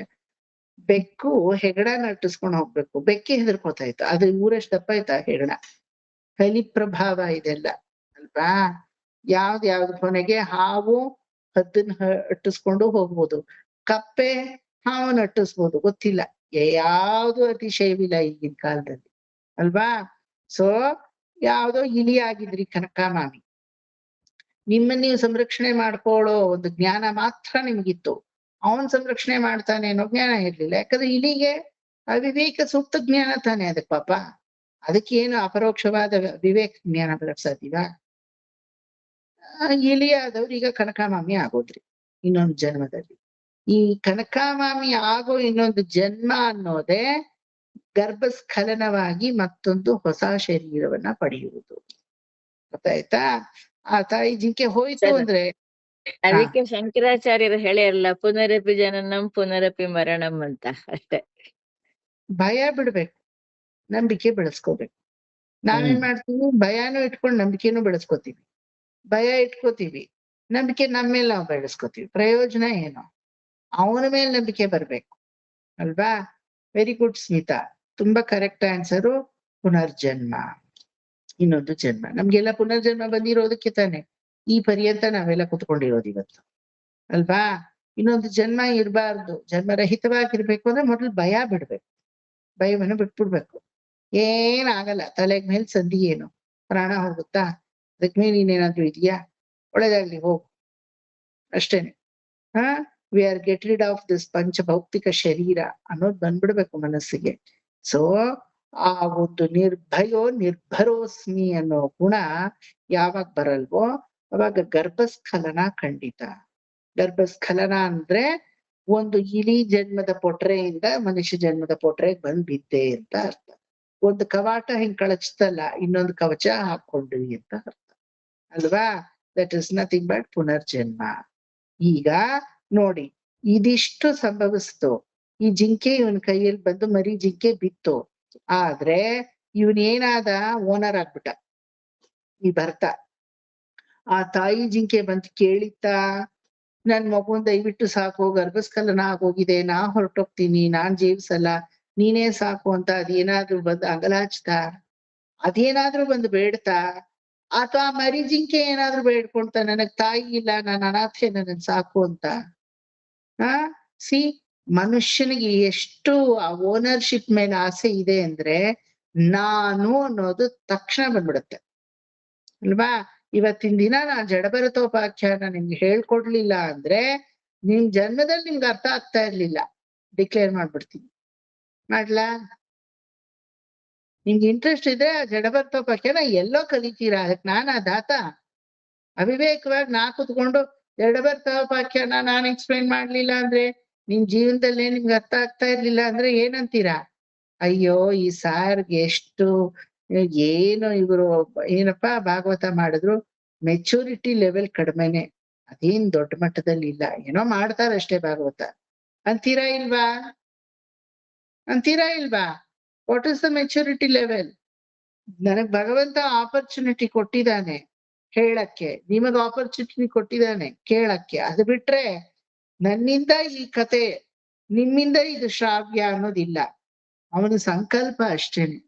ಕರೆಕ್ಟಾ? ಇಂಟ್ರೆಸ್ಟ್ ಇದ್ದವ್ರು ಇನ್ನೆಲ್ಲೋ ಹೋಗಿ ಕೇಳ್ಕೊತೀರಾ ಅದನ್ನ. ನನ್ನ ಬಾಯಲ್ಲೇ ಬರ್ಬೇಕು. ನಾ ಹೇಳದಿದ್ರೆ ಅಜ್ಜಿ ಕೋಳಿ ಕೂಗದಿದ್ರೆ ಬೆಳಗಾಗದು ಅಂತ ಇದೆಯಾ? ಆದ್ರೆ ಎಷ್ಟು ಬೇಗ ಓನರ್ಶಿಪ್ ನ ನಾವು ತಗೋತೀವಿ ಅಂದ್ರೆ, ಆಂಡಾಳ್ ಮಾಮಿ புரிஞ்சுதா எல்லாம், நான் எல்லாமே உங்களுக்கு புரிஞ்சிருக்காது ಅನ್ಬಿಡ್ತೀನಿ ಅಲ್ವಾ? ಸರ್ ಅವನೇ ನಿಮ್ಮಲ್ಲಿ ಕೂತು ಹೇಳಿಸ್ತಾ ಇದ್ದಾನೆ ಅಷ್ಟೇ. ಅದ ಆಮೇಲೆ. ಆದ್ರೆ ಅವನಿದಾನೆ ಅಂತಾನು ನಾ ಹೇಳಲ್ಲ, ನಾನೇ ಅಂತೀನಿ. ಅದೇ ಓನರ್ಶಿಪ್ ಅನ್ನೋದು ಅಲ್ವಾ? ನನ್ನೆಲ್ಲ ಅವನು ಕೂತು ಹೇಳಿಸ್ತಾ ಇದ್ದಾರೆ ಮಾಮಿ, ನಿಮ್ಮಲ್ಲಿ ಕೂತು ಅವನೇ ಕೇಳ್ತಾ ಇದ್ದಾನೆ ಅಂದ್ರೆ ಅದು ಒಂದು ಹಂಬಲ್ನೆಸ್. Very good. ಅದು ಬರಲ್ವಲ್ಲ ಕನಕಮಾಮಿ ಆದವ್ರಿಗೆ. ನಾನ್ ಕೇಳ್ತಾ ಇದ್ದೀನಿ ಏನೋ ನಾನು ನಾನು ಇಲ್ಲಿ ನಿಂತಿರುತ್ತೆ, ಇಲ್ಲಿ ಇದೊಂದು ನಾನು ಬಗಳ್ತಾ ಇರ್ತೆ, ನಾನೇ ಹೇಳ್ತೇನೆ. ಅದಕ್ಕೆ ಅನ್ಸುತ್ತೆ ನಾನ್ ಅನ್ನೋದನ್ನ ಕಂಡು ಹಿಡ್ದಿರೋದು ನಾರ್ತ್ ಇಂಡಿಯನ್ಸ್. ಕಚ್ತಾನೆ ಇರೋದು, ಯಾವತ್ತೂ ಒಳಕ್ ಹೋಗಲ್ಲ, ಒಳಕ್ ಹೋದ್ರು ಜೀರ್ಣ ಆಗಲ್ಲ ಅಲ್ವಾ? ಚೆನ್ನಾಗಿ ಇಟ್ಟಿದ್ದಾರೆ ಹೆಸರು ನಾನ್ ಅಂತ. ಬರೀ ಮೈದಾ ಅಷ್ಟೇನೆ. ಕಚ್ತಾ ಇರು ನಾನ್ ಅಂತ ಜೀವನ ಪೂರ್ತಿ ನಾವು ಕಚ್ತಾನೆ ಇದ್ದೀವಿ. ಏನನ್ ಕಚ್ತಾ ಇದೀವಿ ಗೊತ್ತಿಲ್ಲ. ನಾನ್ ನೋಡೋವಾಗ್ಲೆಲ್ಲ ಹಂಗೆ ಅನ್ಸುತ್ತೆ, ಆಹಾ, ನಮ್ಮ ಅಹಂಕಾರವನ್ನ ಸ್ವಲ್ಪ ಟ್ರಯಾಂಗಲ್ ಶೇಪ್ ಅಲ್ಲಿ ಎಳೆದ್ ಕೊಟ್ಟಿದ್ದಾರೆ ನೋಡು ಅಂತ ಅಲ್ವಾ? ನಾನ್ ಅನ್ನೋದು ಆ ತರ ನಾನು ನಾನು. We are very much eager and very much happy to take the ownership ಅಲ್ವಾ? ಜಡ ಬರ್ತಾ ಅದನ್ನೇ ತಾನೇ ಈಗ ಮಾಡ್ತಾ ಇರೋದು. ಜಿಂಕೆ, ತಾಯಿ ಜಿಂಕೆ ಬಂದು ಬೇಡ್ಲಿಲ್ಲ ನನ್ ಮಗುನ್ ಕಾಪಾಡು ಅಂತ. ಆ ಮರಿ ಜಿಂಕೆ ನನ್ನನ್ ಸಾಕು ಅನ್ಲಿಲ್ಲ. ಅಯ್ಯಯ್ಯೋ ಆ ಜಿಂಕೆ ನಾನ್ ಕಾಪಾಡ್ಬೇಕಲ್ಲ, ಆ ತಾಯಿ ಜಿಂಕೆ ಬಿಟ್ಟು ಹೊರಟೋಯ್ತಲ್ಲ, ನಾ ಕಾಪಾಡದಿದ್ರ ಆಗಲ್ವಲ್ಲ ಅನ್ನೋ ಓನರ್ಶಿಪ್ ಏನಾಗೋಯ್ತು? It will lead to the ವ್ಯಾಮೋಹ. ನನ್ನ ಮಗ, ನಾ ಬೆಳೆಸ್ತವನು. ನೋಡಿ ಇವತ್ತಿನ ದಿನ ನನ್ ಮಾತ್ ಕೇಳ್ತಾ ಇದ್ದೀನ, ನೀವ್ ಯಾಕೆ ನಿನ್ ಮಗ ಅನ್ಕೋಬೇಕು ಹೇಳಿ? ಹಾಗಾದ್ರೆ ಅನ್ಯರ ಮಗ ಅನ್ಕೊಳಕ್ಕಾಗತ್ತ? ನಿಮ್ ಮಗ ಅನ್ಕೊಳ್ಳಿ, ವ್ಯಾಮೋಹ ಬೇಕಿಲ್ಲ. ನಿಮ್ ಮಗ ಅದ್ ಮಾತ್ರ ನೀವ್ ಹೇಳಿದ ಮಾತೆಲ್ಲ ಕೇಳ್ಬೇಕು ಅನ್ನೋ ರೂಲ್ ಇಲ್ಲ. ಅವ್ರಿಗೂ ವಿವೇಚನೆ ಇದೆ, ಅವ್ರಿಗೂ ಸ್ವಯಂ ಬುದ್ಧಿ ಇದೆ, ಟೈಮ್ ಸ್ಪೇಸ್ ಮತ್ತೆ ಒಂದ್ ಪರ್ಸನಾಲಿಟಿ ಅನ್ನೋದು ಅವ್ರಿಗೂ ಇದೆ. ಅದ್ ಕೊಟ್ಟು ನೋಡಿ ಅವ್ರಿಗೆ. ನೀವ್ ಸಾಕಿದ್ ನಾಯಿನೇ ನಿಮ್ ಮಾತ್ ಕೇಳಲ್ಲ, ಕೇಳುತ್ತಾ? ಎಲ್ಲಾ ಟೈಮಲ್ಲೂ ಅಂದ್ರೆ ಬರುತ್ತಾ ಅದು ಬಾಲ ಅಲ್ಲಾಡ್ಸ್ಕೊಂಡು. ಎಷ್ಟೋ ಸಲ ಅದಕ್ಕೆ ಪ್ರೈವೇಸಿ ಬೇಕಾಗಿರುತ್ತೆ, ಯಾವ ಮನುಷ್ಯನ್ ಸ್ಪರ್ಶನೂ ಬೇಕಿರಲ್ಲ. ನೀವ್ ಅದಕ್ಕೆ ಅದ್ರ ಇಷ್ಟವಾದ ಕ್ಯಾರೆಟ್ ಮೂಲಂಗಿ ಏನಿಟ್ರು ನಿಮ್ ಹತ್ರ ಬರಲ್ಲ. ಏನ್ ಮಾಡುತ್ತದ? ದೂರ ಹೋಗಲ್ ಸೋಫಾ ಇಂದ ಆ ಕಡೆ ಕೂತಿರುತ್ತೆ, ತಿರುಗೂ ನೋಡದೆ ಹೆಂಗ್ ಕೂತಿರುತ್ತೆ ಅಲ್ವಾ? ಏನ್ ಕರೆದ್ರು ಅದು ಬಾಲ ಅಲ್ಲಾಡ್ಸ್ಕೊಂಡ್ ಬರಕ್ ರೆಡಿ ಇಲ್ಲ ಈಗ. ಯಾಕಂದ್ರೆ ಅದ್ರ ಟೈಮು, ಅದ್ರ ಸ್ಪೇಸ್, ಪಾಪ ಅದಕ್ ಕೊಡ್ಬೇಕು, ಅದಕ್ಕೂ ಅದ್ರ ಸ್ವತಂತ್ರತೆ ಇದೆ ಅಲ್ವಾ? ಸೊ ಪ್ರತಿ ಒಂದು ನಾವ್ ಹಂಗೇನೆ, ನಾವ್ ಓನರ್ಶಿಪ್ ತಗೊಳಕ್ಕೆ ಎಷ್ಟು ಪಾಡ್ಪಡ್ತೀವಿ ಅಂದ್ರೆ, ಜಗತ್ತಲ್ಲಿ ಮುಕ್ಕಾಲ್ವಾಸಿ ಎಲ್ಲ ಫೇಲ್ಯೂರ್ ಆಗೋದೆ because they have to take the ownership ಅಲ್ವಾ? ತಮಿಳ್ನಾಡವ್ರನ್ನ ಹೇಳ್ತಾರೆ ಎಲ್ರು, ಎಸ್ಪೆಷಲಿ ತಮಿಳ್ನಾಡವ್ರನ್ನ. ಏನಂತ ಗೊತ್ತಾ? ಗೀತೆ ಬರೋರು ಜತಿಸ್ವರ ಹೇಳ್ಕೊಡ್ತಾ ಇರ್ತಾರೆ, ಜತಿಸ್ವರ ಬರೋರು ಸರಳೆ ವರ್ಷ ಹೇಳ್ಕೊಡ್ತಾ ಇರ್ತಾರೆ. ಒಟ್ನಲ್ಲಿ ಯಾರು ಸ್ಟೂಡೆಂಟ್ ಆಗಿ ಇಷ್ಟಪಡಲ್ಲ, ಎಲ್ಲಾರು ಗುರು ಆಗಕ್ಕೆ ಇಷ್ಟಪಡ್ತಾರೆ. ಈ ತಮಿಳ್ನಾಡಿಗೆಲ್ಲ ಎಲ್ಲ ನಾಡಿಗೂ ಹೋಲುತ್ತೆ. ತಮಿಳ್ನಾಡಲ್ಲಿ ಸ್ವಲ್ಪ ಸಂಗೀತಗಾರರು ಹೆಚ್ಚು, ಹೇಳ್ಕೊಡೋದು ಹೆಚ್ಚು, ಅದಕ್ಕೆ ಪಾಪ ಎಲ್ಲರೂ ಪರಿಹಾಸ್ಯ ಮಾಡಿ ಹೇಳ್ತಾರೆ. But every one want to be a guru, then who is a ಶಿಷ್ಯ? Every one want to be a owner, then who is the slave? Everyone want to be a dictator, then who is the one who is going to listen to any other people? ಅಲ್ವಾ? ಅಯ್ಯೋ ಯಾಕೋ ಗೊತ್ತಿಲ್ಲ, ಸ್ವಲ್ಪ ಮೈ ಭಾರ ಅನ್ನಿಸ್ತಾ ಇದೆ ಅಂತ ಹೇಳಿ ನೋಡಿ, ಸಾಕು, ಮುಗೀತು ಕಥೆ. ಅವ್ರು ಹೇಳೋದ್ರಲ್ಲೇ ಅರ್ಧ ಸಣ್ಣ ಆಗೋಗ್ತಿದೆ. ಅದು ಮಾಡಿ, ಇದು ಮಾಡಿ, ಗ್ರೀನ್ ಟೀ ಕುಡೀರಿ, ಲೆಮನ್ ಟೀ ಕುಡೀರಿ, ಜೀರಿಗೆ ನೀರ್ ಕುಡೀರಿ, ಅಲ್ಲಿ ಎಕ್ಸರ್ಸೈಸ್ ಮಾಡಿ, ಇಲ್ಲಿ ಜಿಮ್ ಮಾಡಿ, ಇಲ್ಲಿ ಹಿಂಗ್ ಬಗ್ಸಿ, ಅಲ್ಲಿ ಯೋಗ ಮಾಡಿ, ಈ ಮ್ಯಾಟ್ ತಗೊಳ್ಳಿ, ಆ ಡಯಟ್ ತಗೊಳ್ಳಿ, ಈ ಚಾರ್ಟ್ ಹಾಕೊಳ್ಳಿ. ಅಯ್ಯೋ ಅಯ್ಯೋ ಅಯ್ಯೋ ಅಯ್ಯೋ, ಫ್ರೀಲ್ಯಾನ್ಸಿಂಗ್ ಒಂದು ಉಪದೇಶ ನಡೆಯುತ್ತೆ. ಅದನ್ನ ಕೇಳಿನೇ ಮನುಷ್ಯ ಕರ್ಗೋಗ್ತಾನೆ. ಕುಡಿಯೋದೇ ಅಷ್ಟು ಪಾನೀಯಗಳು, ತಿನ್ನೋದು ಏನನ್ನ? ಹೊಟ್ಟೆ ತುಂಬಿಸ್ಕೊಳಕ್ಕೆ. ಆಮೇಲೆ ಹಾಕೋದು ಇನ್ಸ್ಟಾಗ್ರಾಮ್, ಪ್ರತಿಯೊಬ್ಬರು ಇನ್ಸ್ಟಾಗ್ರಾಮ್ ಅಲ್ಲಿ ಎಲ್ರು ಅದನ್ನೇ ಹಾಕೋದು ಫುಲ್. ಮಾಡಕ್ ಅವ್ರಿಗೂ ಇನ್ನೇನ್ ಕೆಲ್ಸ? ಭಾಗವತ ಅಂತ ಏನಿದ್ರು ಅದಕ್ಕೆ ಅಡ್ವೈಸಿಂಗ್ ಇಸ್ ವೆರಿ ಫ್ರೀ. ಅಯ್ಯೋ ಯಾಕೆ ಹೇಳ್ತೀರಾ? ಅದು ಒಂದಲ್ಲ ಎರಡಲ್ಲ, ಏನೋ ಒಂದು ಮಾಮ ತುಂಬಾ ಜ್ವರ ಬಂದಿತ್ತು 2 ದಿನದಿಂದ, ಈಗ ಸ್ವಲ್ಪ ಪರವಾಗಿಲ್ಲ ಅಂದ್ ನೋಡಿ. ಅಯ್ಯೋ ಜ್ವರ ಬಂದವ್ರಿಗಿಂತ ಇವರೇ ಹೆಚ್ಚಾಗಿ ಅದ್ ಮಾಡಿ ಇದ್ ಮಾಡಿ ಎಲ್ಲ ಮಾಡಾಗಿರುತ್ತೆ. ನೀವು, ನಾನ್ ಸುಮ್ನೆ ಕುತ್ಕೊಂಡು ಪ್ರೋಸಿನ್ ತಗೊಳ್ಳಿ, ಡೋಲೋ 650 ತಗೊಳ್ಳಿ, ತಣ್ಣೀರಲ್ಲಿ ಕೈ ಇಡಬೇಡಿ, ಮಫ್ಲರ್ ಕಟ್ಕೊಳ್ಳಿ, ವಿಕ್ಸ್ ನ ಮೂಗ್ ಕೆಳಗಡೆ ಹಾಕೊಳ್ಳಿ ಅನ್ಕೊಂಡು, ಅಯ್ಯೋ ಬೇಡ, ಇವ್ರಿಗೆ ಯಾಕಾದ್ರೂ ಜ್ವರ ಬಂತು ಅಂತ ಹೇಳದ್ನು ಅಂತ ನಿಮ್ಗ್ ಕೊನೆಗೆ ತಲೆ ಚಿಟ್ ಹಿಡ್ದೋಗುತ್ತೆ ಅಲ್ವಾ? ಬರೋದ್ ಮಾಡ್ಕೋತೀರಾ, ಅದ್ ನಾನ್ ಬೇರೆ ಹೇಳ್ಬೇಕಾ? Everybody want to be a owner, which is absolutely wrong ಅಲ್ವಾ? ಬಟ್ ನಮ್ಗೆ ಅದ್ರಲ್ಲಿ ಆಸೆ ಇದೆ, ತುಂಬಾ ಆಸೆ ಇದೆ, ಇಲ್ವಾ ಅಲ್ವಾ? ತುಂಬಾ ಆಸೆ ನಮ್ಗೆ. ಈಗ ಜಡಭರತನಿಗೂ ಅದೇ ಆಸೆ. ಅದೇನ್ ಬಂದ್ ಕೇಳಲಿಲ್ಲ, ಸಾಕು ಅನ್ಲಿಲ್ಲ. ಆದ್ರೆ ಅಯ್ಯೋ ಇದನ್ನ ಪ್ರೊಟೆಕ್ಟ್ ಮಾಡ್ಬೇಕಲ್ಲ ಅಂತ ಅತೀತ ವ್ಯಾಮೋಹ ಅದ್ರ ಮೇಲೆ ಬೆಳೆಸ್ಕೊಳ್ಳೋದಿದೆಯಲ್ಲ, ದಟ್ ಮೀನ್ಸ್ ಟು ಸೇ, ನಿನ್ನ ಬಾವಿಯನ್ನ ನೀನೇ ತೋಡ್ಕೊಂಡು ನೀನೇ ಕಾಲ್ ಜಾರದೆ ಅಂತ ಅರ್ಥ. ಕರೆಕ್ಟಾ? ಆಮೇಲೆ ರೈಟ್? ಯಾವ್ದು ಬಾವಿ? ಈ ಜಿಂಕೆ ಮೇಲೆ ನಾನ್ ಸಾಕ್ಬೇಕು ಅಂತ ಓನರ್ಶಿಪ್ ತಗೊಂಡ್ರಲ್ಲ, ಅದೇ ಬಾವಿ. ಯಾವ್ದು ವ್ಯಾಮೋಹ ಕಾಲ್ಜಾರಿರೋದು? ಅದನ್ ಕಾಪಾಡಕ್ ಇನ್ನೊಂದು ಹೊಸ ಭಯ ಒಳಗಡೆ ಹುಟ್ಕೊಳ್ತಲ್ವಾ. ಅಯ್ಯೋ ನಾನ್ ಕಾಪಾಡ್ದಿದ್ರೆ ಇನ್ಯಾರು ಕಾಪಾಡ್ತಾರೆ ಇದನ್ನ, ನಾನೇನಾದ್ರೂ ದೇವತಾ ಕಾರ್ಯಗಳಿಗೆ ಅಂತ. ಮುಂಚೆ ಎಲ್ಲ ಇದೇ ಬರ್ತಾ ಆರಾಮಾಗಿ ಹೋಗ್ತಾ ಇದ್ದ ಆಶ್ರಮವನ್ನು ಬಿಟ್ಟು, ಕಾಡಿಗೆ ಹೋಗಿ ಸಮಿತಿಗಳನ್ನೆಲ್ಲ ತಗೊಂಡ್ ಬಂದು ಯಜ್ಞಯಾಗಾದಿಗಳನ್ನೆಲ್ಲ ಮಾಡ್ತಾ ಇದ್ದ. ಇವಾಗ ಹೋಗಕ್ಕೆ ಭಯ ಅವನಿಗೆ. ನಾ ಮನೆ ಬಿಟ್ಟು ಎಲ್ಲಾದ್ರೂ ಹೋದ್ರೆ ಬರೋ ಹೊತ್ತಿಗೆ ಜಿಂಕಿ ಕಾಣದಿದ್ರೆ ಅಲ್ವಾ. ಅದೇ ತರ ಆಯ್ತು ಅವನಿಗೆ. ನಾವ್ ಯಾವ್ದಕ್ ಭಯ ಪಡ್ತೀವೋ ಅದ್ ನಮ್ ಜೀವನದಲ್ಲಿ ನಡೆದೇ ನಡೆಯುತ್ತೆ. ನಿಮ್ಮನ್ನೇ ಕೇಳ್ಕೊಳ್ಳಿ, ನಿಮ್ ಜೀವನಾನೇ ನಿಮಗ್ ಸಾಕ್ಷಿ. For what you are scared it will happen. ನಮ್ ಸೋದರ ಮಾವ ಅದೇನೋ ಗೊತ್ತಿಲ್ಲ, ತುಂಬಾ ಧೈರ್ಯಶಾಲಿ. ಆದ್ರೂ ಒಂದ್ ವಿಚಾರದಲ್ಲಿ ತುಂಬಾ ಭಯ ಅವರಿಗೆ. ನನ್ ಮಗಳು ಯಾರನ್ನಾದ್ರೂ ಲವ್ ಮಾಡಿ ಹೊರಟೋದ್ರೆ ಹೆಂಗಪ್ಪ ಹಂಗೆ ಆಯ್ತು ಮನೆ. ಅವ್ರು ಅಕ್ಸೆಪ್ಟ್ ಮಾಡ್ಕೊಳ್ಳಿಲ್ಲ ಅದನ್ನ. ತುಂಬಾ ನಿರಾಶೆ ಆದ್ರು. ಮೊಮ್ಮಕ್ಕಳು ಬಂದ್ಮೇಲೆ ಅಕ್ಸೆಪ್ಟ್ ಮಾಡ್ಕೊಂಡ್ರು. ಈಗ ಚೆನ್ನಾಗಿದ್ದಾರೆ. ಇದನ್ ಮುಂಚೆನೆ ಮಾಡ್ಕೊಂಡಿದ್ರೆ ಚೆನ್ನಾಗೇ ಇರ್ತಾ ಇದ್ರಲ್ವಾ. ಗೊಜರಗಳೇ ಮಾಡ್ಕೊಳ್ಳೋ ಅವಶ್ಯಕತೆನೇ ಇರ್ಲಿಲ್ಲ ಅಲ್ವಾ. ನಮ್ಮ ಮಾವನಿಗೆ ತುಂಬಾ ಭಯ ಆಯ್ತು, ನನ್ ಮಗಳು ಎಲ್ಲಾದ್ರೂ ಜೀವನ ಹಾಳು ಮಾಡ್ಕೊಂಡ್ಬಿಟ್ರೆ. ಜೀವನ ಏನು ಹಾಳಾಗ್ಲಿಲ್ಲ, ಲವ್ ಮ್ಯಾರೇಜ್ ಒಂದಾಯ್ತು ಅಷ್ಟೇನೆ. ಆದ್ರೂ ಅವ್ರಿಗೆ ಅದ್ರಲ್ಲಿ ಇಷ್ಟ ಇರ್ಲಿಲ್ಲ. ಯಾರನ್ನಾದ್ರೂ ಲವ್ ಮಾಡ್ಬಿಟ್ರೆ ನೀವ್ ಏನಕ್ಕೆ ಆತರ ಅನ್ಕೋತೀರಾ ಮಾಮ, ನಡಿಬೇಕು ಅಂತ ಇದ್ರೆ ಆಗತ್ ಬಿಡಿ, ಬಿಟ್ಟು ಹಾಕಿ, ನೀವ್ ಯಾಕೆ ಅದಕ್ಕೆ ತಲೆಗೆಡ್ಸ್ಕೊತೀರಾ ಅಂತ ಇದು ಕೇಳ್ತಾ ಇರ್ಲಿಲ್ಲ. ಅವಳು ಎಲ್ಲೋ ಇನ್ನು ನರ್ಪಿಳ್ಳೆ SSLC ಈಗ ತಾನ ಆಗಿತ್ತು ಅದಕ್ಕೆ. ಅವಾಗ್ಲೇ ಈ ಭಯ ನಮ್ಮ ಮಾವನಿಗೆ. ಅದ್ ಹಂಗೆ ಆಯ್ತು. ಅವಳು ಇಂಜಿನಿಯರಿಂಗ್ ಮಾಡಿದ್ಲು, ಕೊನೆಗೆ ಒಳ್ಳೆ ಉದ್ಯೋಗ ಸೇರ್ಕೊಂಡ್ಲು, ಒಳ್ಳೆ ಹುಡುಗ ನೋಡಿದ್ಲು, ಮದ್ವೆನೂ ಅವಳೇ ಮಾಡ್ಕೊಂಡ್ಬಿಟ್ಲು. ಆಯ್ತಾ. ನೀವೇನ್ ಭಯ ಪಟ್ರೋ ಆ ಭಯ ನೆರವೇರುತ್ತೋ, ಅದನ್ನೇನಾದ್ರೂ ಕಂಟ್ರೋಲ್ ಮಾಡೋ ಒಂದು ಇಷ್ಟ ಆದ್ರೂ ನಿಮ್ಗೆ ಪರಮಾತ್ಮ ಚಾನ್ಸ್ ಕೊಟ್ನ. ಹೋಗ್ಲಿ ಆ ಹುಡುಗಿ ನಿನ್ ಮಾತು ಕೇಳಿದ್ಲ, ಅದಕ್ಕೆ ಯಾಕೆ ಭಯ ಪಡ್ಬೇಕಿತ್ತು? ಸುಮ್ಮನಿದ್ರೆ ತಾನೇ ನಡೆದಿರೋದು ಅಲ್ವಾ. unnecessary we get scared of certain things which is actually not required. ಭಾಗವತದಲ್ಲೋ ರಾಮಾಯಣದಲ್ಲೋ ನಾನು ಪಾಠ ಮಾಡುವಾಗ ಆಡಿಯೋ ಕಳಿಸಿದ್ರೆ ಎಲ್ಲಾರ್ಗು ಹೆದರಿಕೆ ಶುರು ಆಗೋಗುತ್ತೆ. ಯಾಕೆ ಹೆದರ್ಬೇಕು? ನೀವ್ ಹೇಳೋದ್ನೇ ಕಳ್ಸಕ್ಕೇನೋ. ಅವಾಗ ಹೆದರಿಕೆ, ಅಯ್ಯೋ ಬಾಯೆಲ್ಲ ತೊದಲುತ್ತೆ ಸರ್, ವರ್ಡಿಗ್ಸೇ ಬರಲ್ಲ ಸರ್. ಎಷ್ಟೋ ಜನ ನಾನು ಪ್ರಶ್ನೆ ಕೇಳಿದ್ರೆ ಹೆದರ್ತೀರಾ. ನಿಮ್ ಬ್ಯಾಚಲ್ಲಿ ಇಲ್ಲದೆ ಇರ್ಬೋದು, ಎಲ್ಲ ಬ್ಯಾಚಲ್ಲೂ. ಅಯ್ಯೋ ಇವ್ರ ಪ್ರಶ್ನೆ ಕೇಳಿದ್ರೆ ಹಿಂಗಪ್ಪ ಆನ್ಸರ್ ಕೊಡು. ಹೊಡಿ, ತಪ್ಪಾದ್ರೆ ಏನ್ ನಿಮ್ ಮನೆಗ್ ಕೋಲ್ ತಗೊಂಡ್ ಬಂದ ಹೊಡಿತೀನಿ, ಅಥವಾ ನಿಮ್ಮನ್ನೇನ್ ಎಲ್ರ ಮುಂದೆನೋ ಅವಮಾನ ಮಾಡ್ತೀನಾ? ಏನಿಲ್ವಲ್ಲ.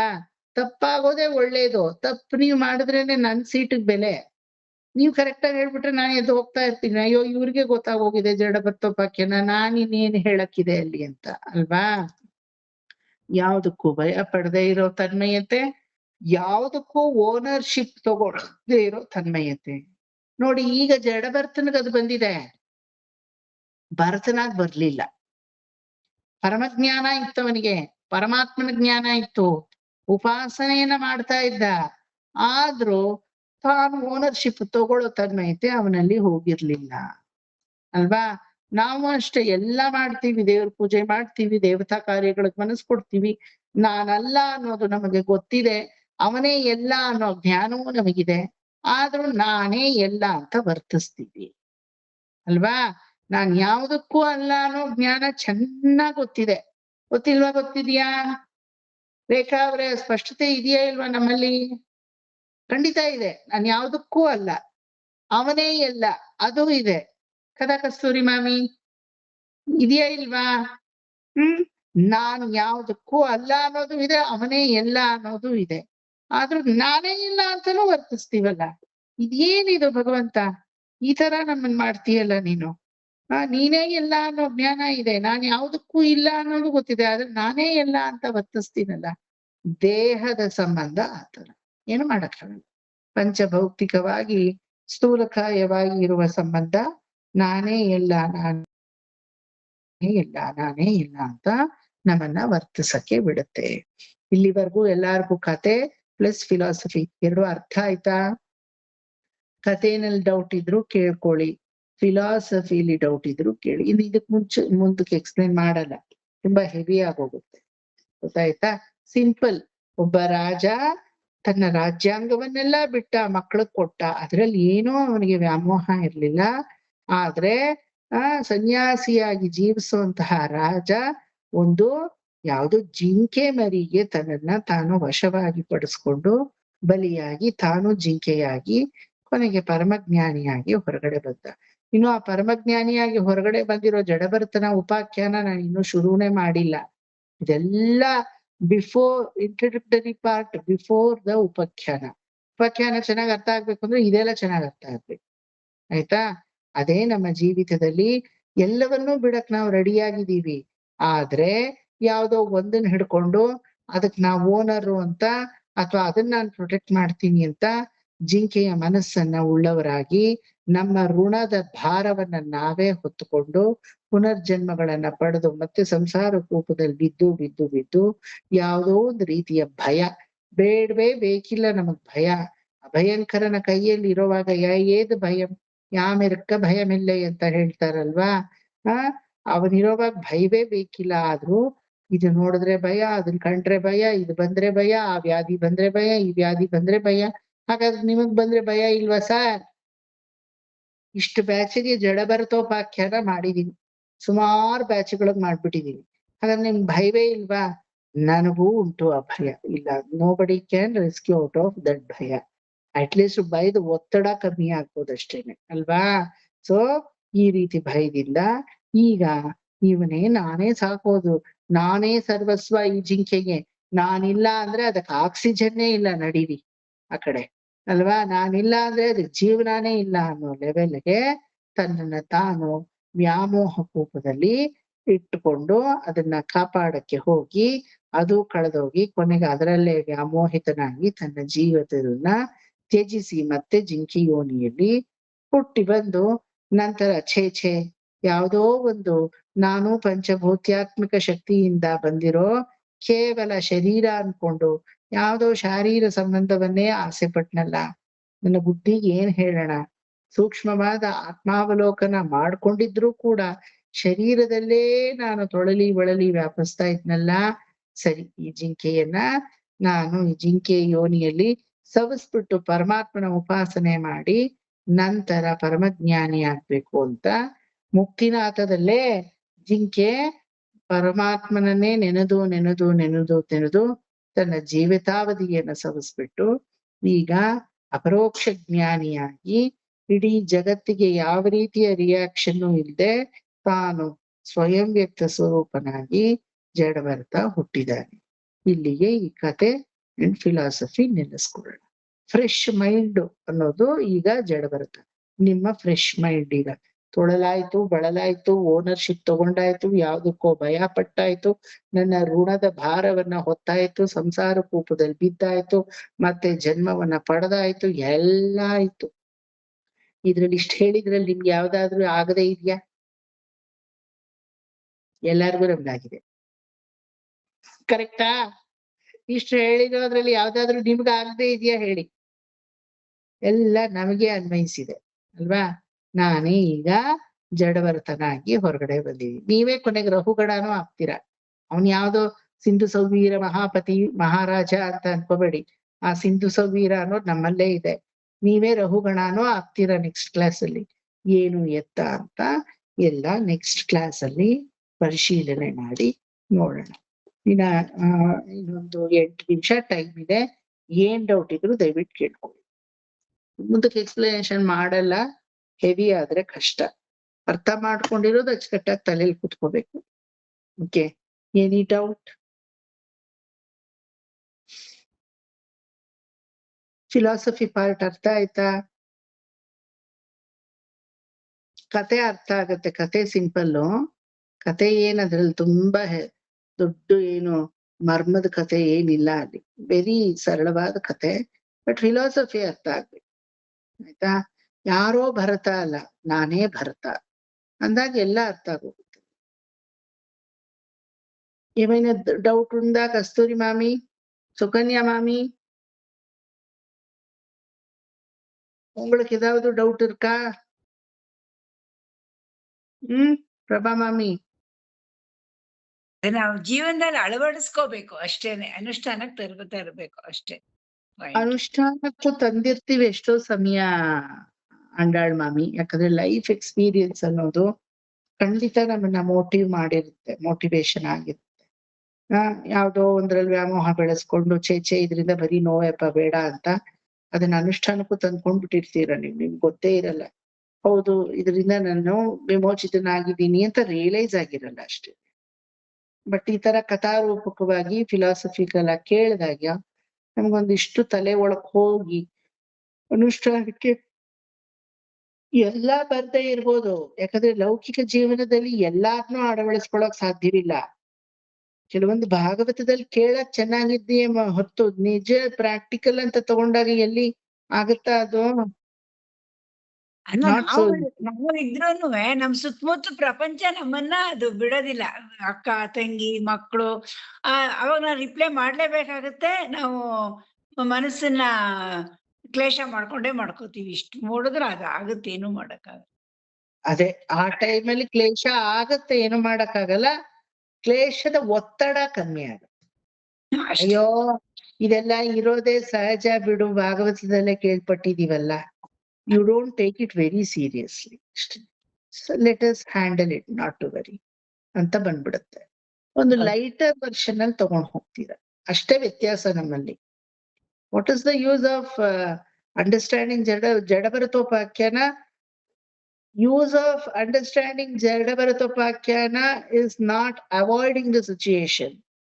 It's not creating the situation. As per the situation, handling it is smart way. ಅಷ್ಟೇನೆ ಉಪಯೋಗ ಇದರಿಂದ ಅಲ್ವಾ? ಸೊ ಭಯ ಆಗುತ್ತೆ, ಆಗದೆ ಇರಲ್ಲ. ಆ ಭಯದಲ್ಲಿ ಅಪ್ಪ ನೀ ಕಾಪಾಡ್ತೀಯ ಅನ್ನೋ ನಂಬಿಕೆ ಬೆಳೆಸ್ಕೋಬೇಕು ಅಲ್ವಾ? ನನ್ನನ್ನು ಕಾಪಾಡ್ಕೋತೀನಿ ಅನ್ನೋ ನಮ್ಮಲ್ಲಿ ಹೋಗ್ಬೇಕು ಅಷ್ಟೇ. Small change will have impact more. ಇಲ್ಲ, ಪ್ರಾಣ ಭಯ ಅನ್ನೋದು ತುಂಬಾ ಕ್ಲೋಸ್ ಆಗಿರೋರು ಯಾರಾದ್ರೂ ಹೋಗ್ಬಿಟ್ಟಿದ್ರೆ ನಾವ್ ಅದನ್ನ ಅಬ್ಸರ್ವ್ ಮಾಡಿದ್ರೆ ಸ್ವಲ್ಪ ಪ್ರಾಣ ಭಯ ಅನ್ನೋದು ಕಮ್ಮಿ ಆಗುತ್ತೆ. ತುಂಬಾ ಕ್ಲೋಸ್ ಆಗಿರೋರು ಹೋದ್ರೆ ಅದನ್ನ ನೋಡಿರ್ತೀವಲ್ಲ, ಓ ಇಷ್ಟೇ ಅಂತ ಆವಾಗ್ಲೇ ಸ್ವಲ್ಪ ಫಿಲಾಸಫಿ ಬಂದ್ಬಿಡುತ್ತೆ, ಆಮೇಲೆ ಸ್ವಲ್ಪ ಭಯ ಕಮ್ಮಿ ಆಗುತ್ತೆ. ನೋಡ್ದೇನೆ ಇದ್ದವ್ರಿಗೆ ಪ್ರಾಣ ಭಯ ತಮ್ಮ ಕ್ಲೋಸ್ ಆಗಿರೋರು ಬೇರೆಯವ್ರದ್ ನೋಡಿರ್ತಾರೆ, ಅಕ್ಕ ತಂಗಿಯರ್ ನೋಡಿರ್ತಾರೆ, ಸ್ವಲ್ಪ ಡಿಸ್ಟೆನ್ಸ್ ನೋಡಿರ್ತಾರೆ, ಆವಾಗ ಭಯ ಬಂದಿರಲ್ಲ, ಭಯ ಇದು ಬರಲ್ಲ. ಆವಾಗ ಯಾವಾಗ ತುಂಬಾ ಕ್ಲೋಸ್ ಆಗಿರೋರು ಹೋಗಿರ್ತಾರೋ ಅವಾಗ ನಮ್ಗೆ ಆ ಭಯನೂ ಸ್ವಲ್ಪ ಕಮ್ಮಿ ಆಗೋ, ನನ್ಗೂ ಇದೇ ಗ್ಯಾರಂಟಿ, ಅದರಿಂದ ನಾವು ಎಚ್ಚರಿಕೆಯಾಗಿರ್ಬೇಕು ಅನ್ನೋದು ಆ ವ್ಯಕ್ತಿಗೆ ಬಂದ್ಬಿಡುತ್ತೆ. ಕರೆಕ್ಟ್. ಎಲ್ಲಾ ಜ್ಞಾನವೂ ಭಗವಂತ ಕೊಟ್ಟಿರ್ತಾನೆ ನಮ್ಮೊಳಗಡೆ, ಇಲ್ಲ ಅಂತ ಇಲ್ಲ. ಆದ್ರೆ ಸುಪ್ತ ಮನಸ್ಸಲ್ಲಿ ಎಲ್ಲಾ ಇದ್ರು ಪ್ರಾಕ್ಟಿಕಲ್ ಆಗಿ ಅದನ್ನ ಅಳವಡಿಸ್ಕೊಳ್ಳೋದು ಅನ್ನೋದು ಎರಡನೇ ಅಂಶದಲ್ಲಿ ಸ್ವಲ್ಪ ಕಷ್ಟವೇ ಅಲ್ವಾ? ಅದನ್ನ ಅಳವಡಿಸ್ಕೋಬೇಕು. ಅದ್ ಯಾವಾಗ ಆಗತ್ತೋ ನೋಡೋಣ, ಕಾಯ್ಬೇಕು ಅದಕ್ಕೆ ಅಷ್ಟೇ. ಸ್ಲೋವಾಗಿ ಮೆಂಟಲಿ ಪ್ರಿಪೇರ್ ಆಗ್ಬೇಕು, ಸ್ಲೋವಾಗಿ ಮೆಂಟಲಿ ಪ್ರಿಪೇರ್ ಆಗ್ಬೇಕು. ನೀವೆಲ್ಲ ಚಿಕ್ಕವರು ಸರ್, ನೀವೆಲ್ಲ ಅರೌಂಡ್ 40 ಅಲ್ಲಿರೋರು, ನಾವೆಲ್ಲ ಕ್ಲಾಸ್ 72 ಕ್ಲಾಸ್ ಆಗ್ಬಿಟ್ಟಿದೀವಿ. ಅದ್ರಿಂದ ನಮ್ಗೆ ಸ್ವಲ್ಪ ಅದ್ರ ಬಗ್ಗೆ ಇನ್ನು ಇಷ್ಟೇ ಅಂತ ಗ್ಯಾರಂಟಿ ಮಾಡ್ಕೊಂಡು ಸುಮ್ನೆ ಇದು ಮಾಡ್ಕೋತೀವಿ ಅಷ್ಟೇ. ಪ್ರಾಬ್ಲಮ್ ಬರಲ್ಲ. ನಮಗೂ ಬರ್ಬೇಕು ಮಾಮಿ. ಏನೇ ನಾನು ಭಾಗವತ ಹೇಳ್ತೀನಿ ಅಂದ್ರು ನಿಮ್ಮ ಲೈಫ್ ಎಕ್ಸ್ಪೀರಿಯನ್ಸ್ ನನಗ್ ಬರಕ್ ಸಾಧ್ಯವಿಲ್ಲ. ನೀವು ಭಾಗವತಾನೇ ಬೇಕಾದ್ರೆ ಅಟೆಂಡ್ ಮಾಡ್ಬೇಡಿ ಕ್ಲಾಸು, ಆದ್ರೆ ಒಂದಷ್ಟು ಭಾಗವತದ ಒಂದಿಷ್ಟು ಅಂಶಗಳು ನಿಮ್ಮ ಜೀವನದಲ್ಲಿ ನಡೆದಿರುತ್ತೆ. ನಾನ್ ಭಾಗವತದಲ್ಲೇ ಮುಳುಗ್ಬೋದು, ಆದ್ರೆ ನನ್ನ ಲೈಫಲ್ಲಿ ಎಷ್ಟು ಎಕ್ಸ್ಪೀರಿಯನ್ಸ್ ಆಗಿರುತ್ತೋ ಅಷ್ಟೇ ನನಗೆ ಲಿಮಿಟೇಷನ್ ಅಲ್ವಾ? ಲೈಫ್ ಇಟ್ ಸೆಲ್ಫ್ ಅನ್ ಆಚಾರ್ಯ. ನಮ್ಮ ಜೀವನವೇ ನಮ್ಗೆ ಆಚಾರ್ಯ. ಅದು ಒಬ್ರೊಬ್ರಿಗೂ ಕಲಿಸುತ್ತೆ. ಕಲಿ ನೀನ್ ಇದನ್ನ ಕಲಿಯದೇ ಸಾಧ್ಯವಿಲ್ಲ ಅಂತ ಕಲಿಸುತ್ತೆ. ಆದ್ರೆ ಇದೇ ರೀತಿ ಉಪಾಖ್ಯಾನದ ಮೂಲಕ ಭಾಗವತ, ರಾಮಾಯಣ, ಮಹಾಭಾರತಾದಿಗಳ ಮೂಲಕ ನಾವು ಕಲ್ತ್ರೆ ಅದೊಂದು ಅಥೆಂಟಿಸಿಟಿ. ಹೌದಪ್ಪ, ಕರೆಕ್ಟು, ನಿಜ ಹೇಳಿರೋದು, ಸುಳ್ಳು ಯಾರು ಹೇಳಲ್ಲ, ಸತ್ಯ ಸಾರಾಂಶ ಅಡಗಿದೆ ಅಂತ ಪ್ರೂವ್ ಆಗುತ್ತಷ್ಟೆ. ನಮಗೆ ಗೊತ್ತಿರೋ ವಿಚಾರವೇ ಇನ್ನೊಬ್ರು ಹೇಳಕ್ಕೂ ನಾವೇ ಸ್ವಂತ ಅದನ್ನ ತಿಳ್ಕೊಳಕ್ಕೂ ತುಂಬಾ ವ್ಯತ್ಯಾಸ ಇದೆ. ಇನ್ನೊಬ್ರು ಹೇಳಿದ್ರೆ ಬೇಗ ನಾಟುತ್ತೆ, ನಾವೇ ಅದನ್ನ ಅನಲೈಸ್ ಮಾಡಕ್ ಹೋದ್ರೆ ಸ್ವಲ್ಪ ಟೈಮ್ ತಗೊಳುತ್ತೆ ಅಷ್ಟೇ, ಸ್ವಲ್ಪ ಟೈಮ್ ತಗೊಳುತ್ತೆ. ನಾವೇ ಮಾಡ್ಬೇಕು ಆಕ್ಚುಲಿ, ಆದ್ರೆ ನಾವೇ ಮಾಡ್ಕೊಳ್ಳೋ ಶಕ್ತಿ ಎಲ್ರಿಗೂ ಇರಲ್ಲ. ಒಬ್ರೊಬ್ರಿಗೆ ಯಾರಿಗೂ ಇರುತ್ತೆ, ಎಲ್ರಿಗೂ ಇರಲ್ಲ. ಅಂತವ್ರಿಗೆ ಪಾಠಕ್ರಮ ಆಗ್ಲೇಬೇಕು, ಸ್ವಲ್ಪ ಟ್ರೈನಿಂಗ್ ಕೊಡ್ಲೇಬೇಕು ಆ ತರ. ಆಮೇಲೆ ಗೊತ್ತಾದ್ಮೇಲೆ ಕೋತಿವಿದ್ಯಾ, ಅಯ್ಯೋ ನನ್ನಲ್ಲೇ ಇದೆಯಲ್ಲ, ನಾನ್ ಯಾಕೆ ಹೋಗ ಅವನಿಂದ ಪಡಿದೆ, ಪರವಾಗಿಲ್ಲ ಬಿಡು, ಒಂದ್ ದಾರಿ ತೋರ್ಸಿದಾರು ಅಲ್ವಾ? ಆ ತರ. ಸೊ ಜಡಭರತೋಪಾಖ್ಯಾನ ಈಗ ಅಗ್ನಿಯೇ ಮೂರ್ತಿವೆತ್ತಂತೆ, ಜ್ಞಾನವೇ ಸ್ವರೂಪವೆತ್ತಂತೆ, ಸಾಕ್ಷಾತ್ ಪರಿಪೂರ್ಣ ಪರಮಾತ್ಮ ಜ್ಞಾನವೇ ಒಂದು ರೂಪವನ್ನ ತಾಳಿದಂತೆ ಜಡಭರತ ತಾನು ತನ್ನ ಜೀವನದ ಹಿಂದಗಡೆ ನಾವಂದ್ರೆ ದಿನಗಳು, ಅವನಾದ್ರೆ ಜನ್ಮಗಳು, ಬಾಳಲಿ ಬೇಸತ್ತು ಸಾಕಪ್ಪ ಸಾಕು, ಇನ್ನು ಯಾವುದರಲ್ಲೂ ವ್ಯಾಮೋಹ ಬೇಡ, ಪಟ್ಟದ ಪೋರು ಇನಿ ಪಡಮಾಟೆ, ಕಾಲ್ ಜಾರಿದ್ದು ಸಾಕು, ಇನ್ನೂ ಹುಷಾರಾಗಿ ಹೆಜ್ಜೆ ಹಿಡ್ತೀನಿ ಅಂತ. ಈಗ ಜಡಭರತೋಪಾಖ್ಯಾನ ಇಲ್ಲಿಂದ ಇನ್ನು ಶುರು ಆಗಿಲ್ಲ, ಇನ್ನು ಕಥೆ ಇದೆ. ಇಲ್ಲಿಂದ ಇಂಟ್ರಡಕ್ಟರಿ ಪಾರ್ಟ್ ಕಂಟಿನ್ಯೂ ಆಗುತ್ತೆ. ಇನ್ನು ಅವನು ಬೇಕಾದಷ್ಟು ಕತೆ ಮಧ್ಯದಲ್ಲಿ ಬರುತ್ತೆ. ಇನ್ನು ಅವನು ತಿರಸ್ಕರಿಸಲ್ಪಡ್ಬೇಕು, ನಂತರ ಕಾಳಿ ಕಟಾಹಕ್ಕೆ ಅವನನ್ನ ಬಲಿ ಕೊಡ್ಬೇಕು, ಅಲ್ಲಿಂದ ಅವನು ರೆಸ್ಕ್ಯೂ ಆಗ್ಬೇಕು. ಅದ್ಯಾರೋ ರಹುಗಣ ಮಹಾರಾಜನಂತೆ, ಅವನು ಇವನ ಮೇಲೆ ಶಿಕ್ಷೆ ದಂಡಯಾತ್ರೆ ಬಂದು ಇವನ ಮೇಲೆ ದಂಡಸಕ್ ಬರ್ಬೇಕು. ಇನ್ನು ತುಂಬಾ ಮಧ್ಯದಲ್ಲಿ ಇದೆ, ಆಯ್ತಾ? ಅದೆಲ್ಲ ಸ್ಟೋರಿ ಲೈನು ಹೆಂಗಿದೆ, ಅದ್ರ ಹಿಂದ್ಗಡೆ ಫಿಲಾಸಫಿನೂ ಹೆಂಗಿದೆ ಅಂತ ನೆಕ್ಸ್ಟ್ ಕ್ಲಾಸು ನೋಡೋಣ. ಓಕೆ, ಇಲ್ಲಿವರೆಗೂ ಅರ್ಥ ಆಯ್ತಾ ಎಲ್ರಿಗೂ? ರಘುಗಣ ಫಿಲಾಸಫಿಗೋಸ್ಕರನೇ ಹೋಗ್ತಾ ಇರ್ತಾನೆ, ಆಮೇಲೆ ಇವ್ನ ಬರ್ತಾನೆ ಅದಕ್ಕೆ ಅಡ್ವೈಸ್ ಮಾಡ್ತಾನೆ ಪೂರ್ತಿ. ಕರೆಕ್ಟ್, ಅದೇನೋ ನಿಜ. ಯಾವ ಫಿಲಾಸಫಿ ಹುಡ್ಕೊಂಡು ರಘುಗಣ ಹೋಗ್ತಾ ಇರ್ತಾನೋ ಆ ಫಿಲಾಸಫಿಯನ್ನ ಜಡಬರ್ತಾನೆ ಹೇಳ್ತಾನೆ. ಆದ್ರೆ ಅದ್ರ ಮಧ್ಯದಲ್ಲಿ ತುಂಬಾ ವಿಚಾರಗಳಿನ್ನೂ ಅಡಗಿದೆ, ಆಯ್ತಾ? ಅದೆಲ್ಲ ನೆಕ್ಸ್ಟ್ ಮುಗ್ಸೋಣವಾ ಇವತ್ತು? ಎಲ್ರಿಗೂ ಅರ್ಥ ಆಯ್ತಾ ಕ್ಲೀನ್ ಆಗಿ? Okay, will finish today's class. ಕಾಯೇನ ವಾಚ ಮನಸೇಂದ್ರಿಯೈರ್ವಾ ಬುದ್ಧ್ಯಾತ್ಮನಾ ವಾ ಪ್ರಕೃತೆ ಸ್ವಭಾವಾತ್ ಕರೋಮಿ ಯದ್ಯತ್ ಸಕಲಂ ಪರಸ್ಮೈ ಶ್ರೀಮನ್ನಾರಾಯಣಾಯೇತಿ ಸಮರ್ಪಯಾಮಿ. ಸರ್ವಂ ಶ್ರೀ ಕೃಷ್ಣಾರ್ಪಣಮಸ್ತು. ಈ ಒಂದು ಚಾಪ್ಟರ್ ಅಲ್ಲೂ ಕೂಡ ನೋಟ್ಸ್ ಸ್ವಲ್ಪ ಇದೆ, ಆಯ್ತಾ? ನಿಮಗ್ ಬೇಡ ಅಂದ್ರೆ ನೋಟ್ಸ್ ಕೊಟ್ಬಿಡ್ತೀನಿ, ಡಿಕ್ಟೇಟ್ ಮಾಡೋ ಒಂದು ಟೈಮ್ ಉಳಿಯುತ್ತೆ. ಕೊಟ್ಬಿಡಿ ಸರ್, ನಾನು ಎಲ್ಲ ನೋಟ್ಸ್ ತಗೋತೀವಿ, ಇನ್ ಡಿಕ್ಟೇಷನ್ ಬೇಕಿಲ್ಲ ಅಂದ್ರೆ ಐ ಕ್ಯಾನ್ ಡೂ ದಟ್. ಆ ಟೈಮ್ ಬರ್ಲಿ, ನಾನು ಹೇಳ್ತೀನಿ. ಇಲ್ಲ ನೀವು ಡಿಕ್ಟೇಟ್ ಮಾಡಿ ನಾವು ಬರ್ಕೋತೀವಿ ಪರವಾಗಿಲ್ಲ ಅಂದ್ರೆ ನೀವ್ ಹೆಂಗೆ ಹೇಳ್ತೀರೋ ಹಂಗೆ ನಾ ಎಲ್ಲದಕ್ಕೂ ರೆಡಿ. ಇಲ್ಲ ಡಿಕ್ಟೇಷನ್ ಟೈಮ್ ಉಳಿಯುತ್ತೆ, ನೋಟ್ಸ್ ಎಲ್ಲ ನಾವು ವಾಪಸ್ ಇದು ತಗೊಂಡ್ಬಿಡ್ತೀವಿ ಪ್ರಿಂಟ್ ಔಟ್ ಅನ್ನೋದಿದ್ರು ಓಕೆ, ಬಟ್ ಎಕ್ಸ್ಪ್ಲನೇಷನ್ ಅಂತೂ ಸ್ಕಿಪ್ ಮಾಡಲ್ಲ. I will be explaining. Okay, Smita ಅವ್ರದ್ದು ರೆಕಾರ್ಡಿಂಗು ಬರ್ತಾ ಇರುತ್ತೆ. ಎಕ್ಸ್ಪ್ಲನೇಷನ್ ಅಲ್ಲಿ ಯಾವ ಕೊರೆನೂ ಇಟ್ಕೊಳ್ಳಿ, ಅದಕ್ಕೆ ನೋ ಕಾಂಪ್ರಮೈಸ್ ಅಟ್ ಆಲ್. ಅದ್ ಮಾಡ್ಲೇಬೇಕು. ನಾನು ನೀವೇ ಓದ್ಕೊಳ್ಳಿ ಇದ್ರೆ ನನ್ನ ಕ್ಲಾಸಿಗೆ ನೀವ್ ಯಾಕೆ ಬರ್ಬೇಕು? ಪ್ರಿಂಟ್ ಔಟ್ ಒಂದು ನೀವೇ ತೆಕ್ಕೊಳ್ಳಿದ್ರೆ ತೆಕ್ಕೋತೀರಾ ಅಲ್ವಾ? ಸೊ ಎಕ್ಸ್ಪ್ಲನೇಷನ್ ನಾನೆಲ್ಲ ಮುಗಿಸ್ತೀನಿ. ನೋಡೋಣ ಮುಂದಿನ ಕ್ಲಾಸ್. ಓಕೆ, ಎಲ್ರಿಗೂ ನಮಸ್ಕಾರ, ಬಾಯ್.